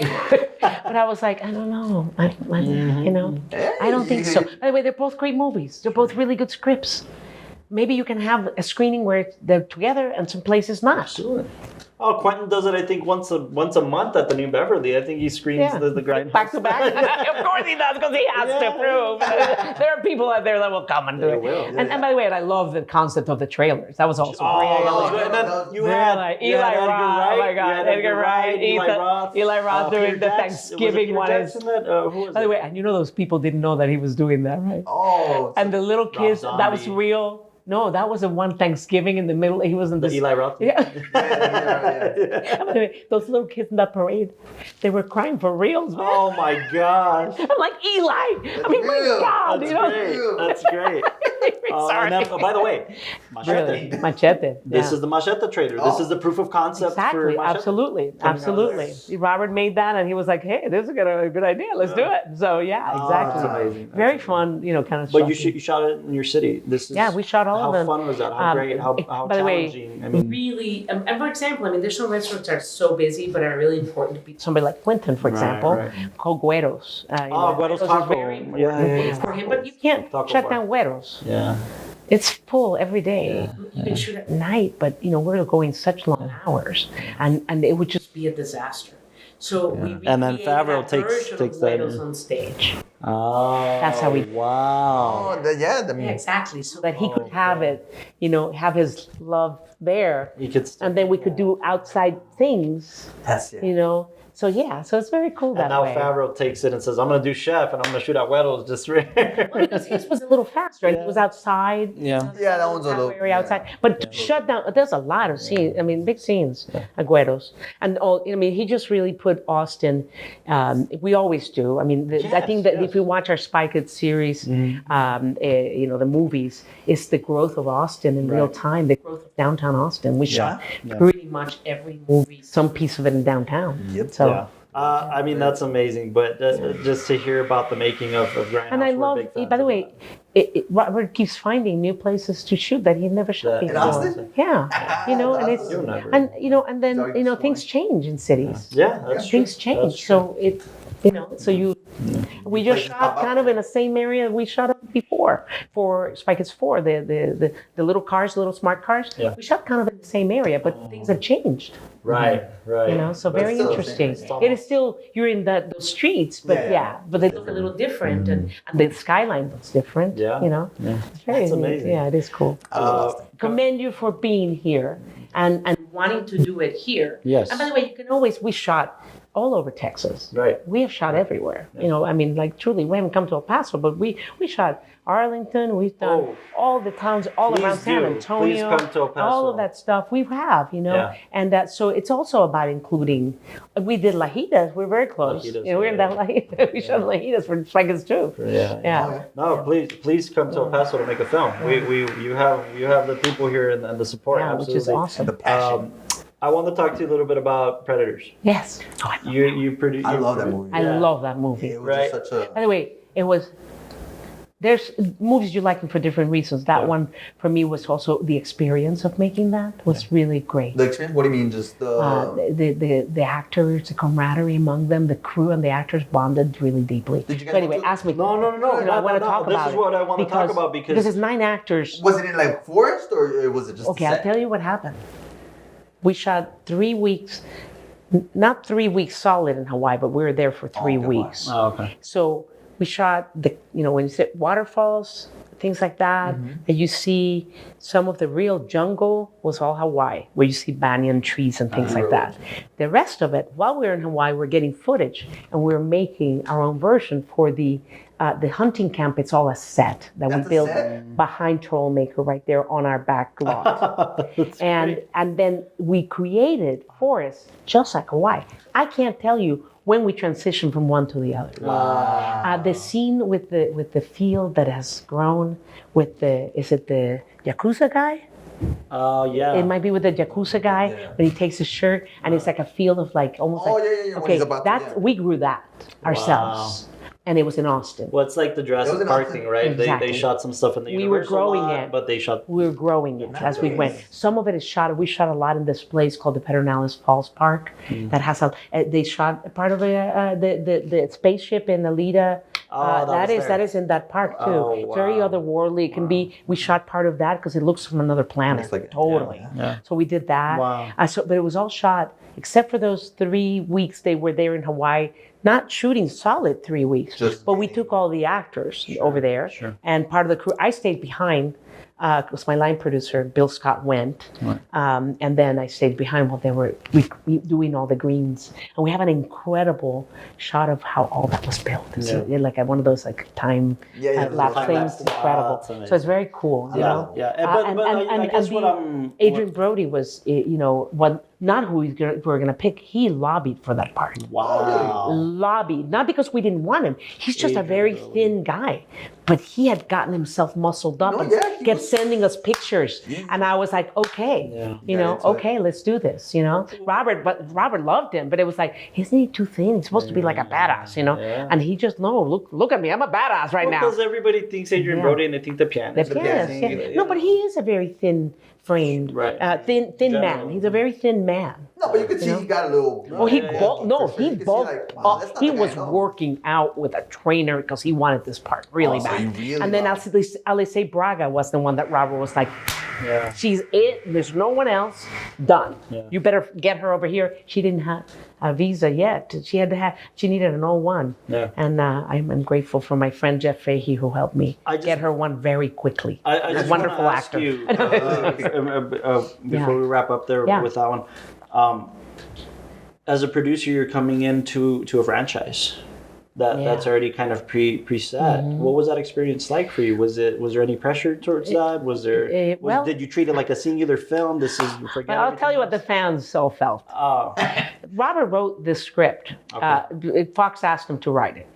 He pitched that idea. They said write it back in '95 or '96. Oh wow! So it was on the shelf. They bought it. Robert got paid for it. It was sitting on a shelf, and it was a young executive named Drew Cravallo, who was like, let's just see what we already have. Like maybe we can make it. And he found the script, and he was like, why can't we make this? And it was Drew like pitching it and going, we got to do this. Mm-hmm. But Robert was doing Machete, very busy, and Robert. I think at that point he was like, I can't.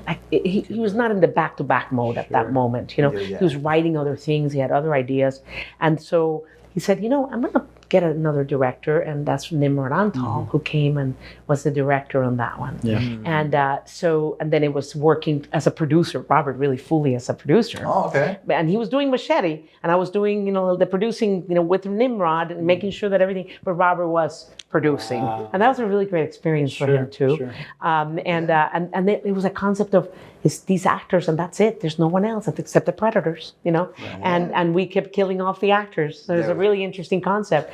And Nimród was doing such an incredible job, and he did so much practical that I was able, Robert and I were able to not only pay for extra days for him, but also we were able to give back to the studio almost $1 million. Wow. Nobody does that. We came under budget. Under time? Under budget, pretty much on time. Yeah. But also the really funny moment comes when Robert has told Nimród, because he's already given him extra time, right? I was able to figure out, okay, he's done all this, really sit with the visual effects team and all that stuff and say, okay, where are the savings? Because there has to be savings here. And they were like, no, there's the saving for sure. For sure. So we knew for sure, okay, we have this money that I can buy Nimród 5 more days. He has the money to buy 5 more days. So I was like, okay, I approve it. Okay, but he has to be done. I was like, okay, he has to be done. Okay, so we get to the last day, and he's supposed to be like done shooting by midnight. Okay, because it's a night scene and everything, right? By midnight, he's done. Robert, it's like he has to be done, and Robert's not there. So I'm like at discretion, right? I'm at discretion. And I'm like, okay. So Nimród comes, and I'm going out there every time we're wrapping an actor, because all the actors are getting wrapped at night, one by one, right? Yeah. And every time an actor gets wrapped, everybody starts crying. I mean, like the crew, the cast, everybody's crying, and Nimród is crying, and we can't get the thing back together for a good half hour, 45. It's like so. I mean, I'm crying, and I'm like, oh my god. And Nimród comes in, and he's like, Elizabeth, I can't make it by midnight. I keep having to stop everything for a moment. Give everybody a moment. time, yeah. Give everybody a moment. So I'm like, so what do you think we'll finish? And he goes, I think it can be done by 2 a.m. I was like, okay, let's do two more hours, 2 more hours.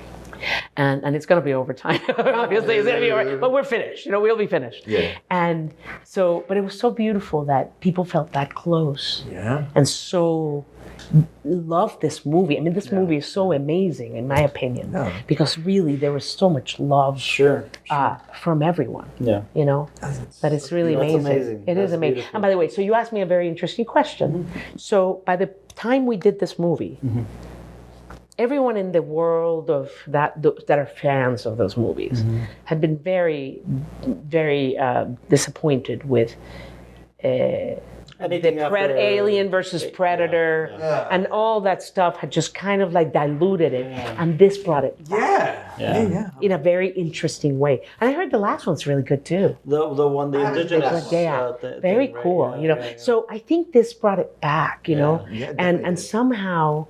Bringing these interesting characters together, and then the crazy and the super predators and the predators and the subject matter and the way it was. You don't know what's going on until you know. I'm sure that's a point. I could be wrong, but I'm sure that's a point where Robert and Jim connected, and like, well, you did Alien, I did a Predator, and we. Yeah, there's always been so much love because I have to say James Cameron has been a huge.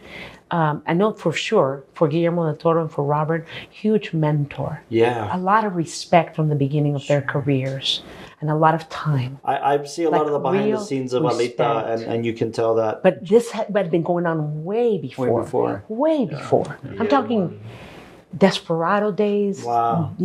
Robert and I were huge fans, but Robert's a huge fan of Jim's. Yeah. And Robert.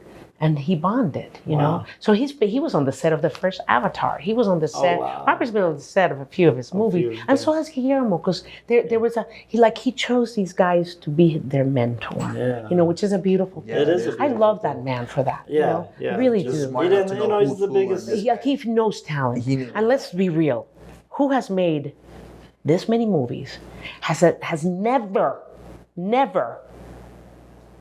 had a failure. Yeah. Never. Yeah. Every movie has been an incredible success. Yeah. And I'm so proud of him. That's incredible. No, Jim's incredible. I mean, like, wow.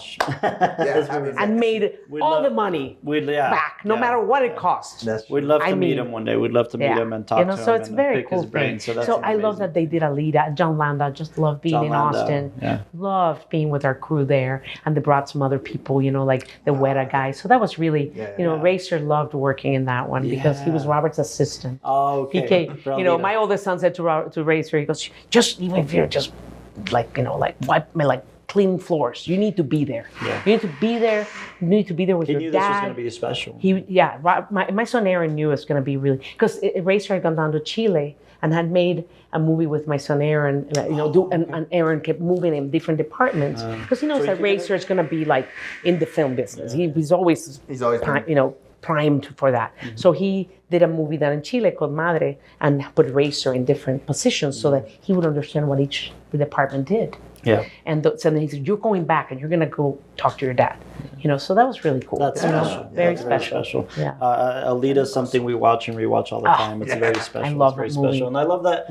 You're advocating for it. I know your family is very much involved, but this isn't something you need to promote necessarily or part of your, that's very admirable. Yeah. Before we wrap, I think this will go hand in hand. We ask our guests to give a very special. I know we could go forever, Elizabeth. I know. We have so many to talk about. It's awesome. You guys have great stories. By the way, it's really fun to be with people that love movies. I love movies. Love cinema. I love cinema. I'm a huge lover. Yeah.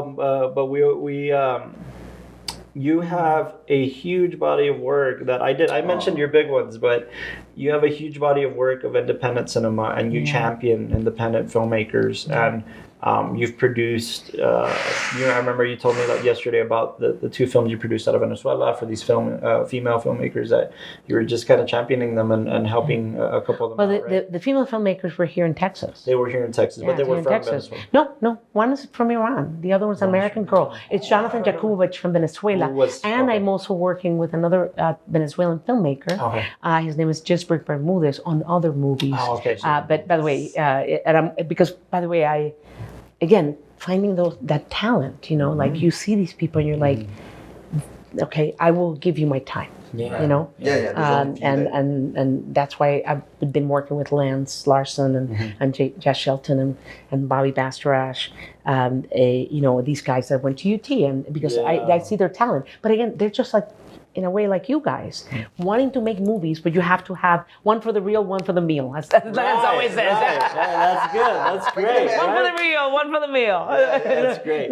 So it's literally like hand in hand. And they're in-house editors. The other one's a DP. So they just keep working. We produce this together. That's amazing. So it is amazing. Yeah. So I love the work that I'm doing in that space because it brings me through my own Ella Productions. Ella Productions, and I did a Christmas movie and I went back. It's really cute. Christmas is coming.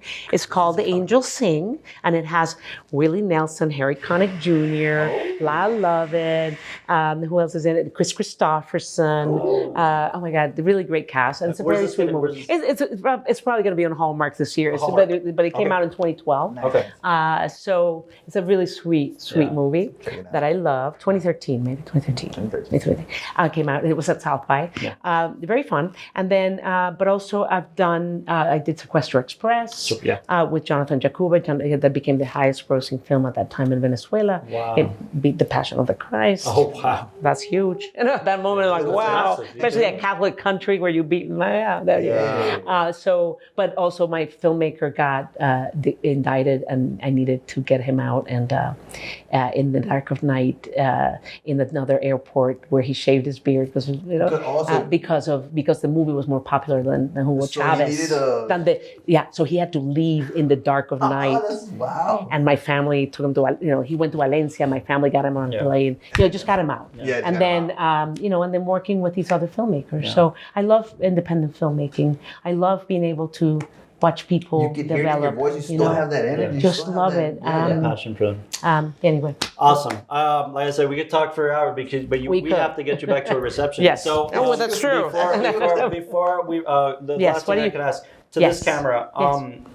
Do you have any advice for filmmakers? Any advice for any storytellers out there that want to do this? Just keep developing your talents. There's a proverb that says, "Develop your talents." And your talents that were God-given, we all have talents, will make a way for you. They will make a way for you. They will take you to the places, but you have to develop them. That means working on them. That means writing. That means making films. That means creating. That means a lot of things. Learning things that you don't know how to do. It means learning learning how to edit your movie, learning how to do another thing that you didn't know before. Developing all those talents so that you can be an asset to your project. And that's really important. That's what Robert Rodríguez from the very beginning had done for himself. You heard it here on the TowerCast podcast. We had an amazing conversation with Elizabeth Avellán, which I'm sure we'll have back because we just got to keep talking about. We'll have you back on Watchtowers and we can critique films. And Absolutely. Talk about oh my God, I love it. But no, thank you so much for your time and for being with us today. Thank you. Guys, I can't encourage you enough. This is what this podcast is about. Please make your films. Please write your stories. Please go out there. And keep cinema alive and keep independent cinema alive, and you have a big advocate here for us. And watch films. Watch films. You will learn so much, and storytelling is alive and well. Yes. Tell stories in any which way you can. Absolutely, it's beautiful, fantastic advice. Thank you for tuning into the TowerCast podcast. We had the amazing Elizabeth Avellán, go check out all of the work she's done. She's amazing. It's fantastic. Thank you guys for tuning in. Stay tuned for the next couple episodes. Hopefully we'll be back in studio and we'll be talking to some great people. And thank you to Charles Horak and Cheeky Monkey Post for lending us the space for this episode. But thank you guys for tuning in and stay tuned for the next thing. Thank you.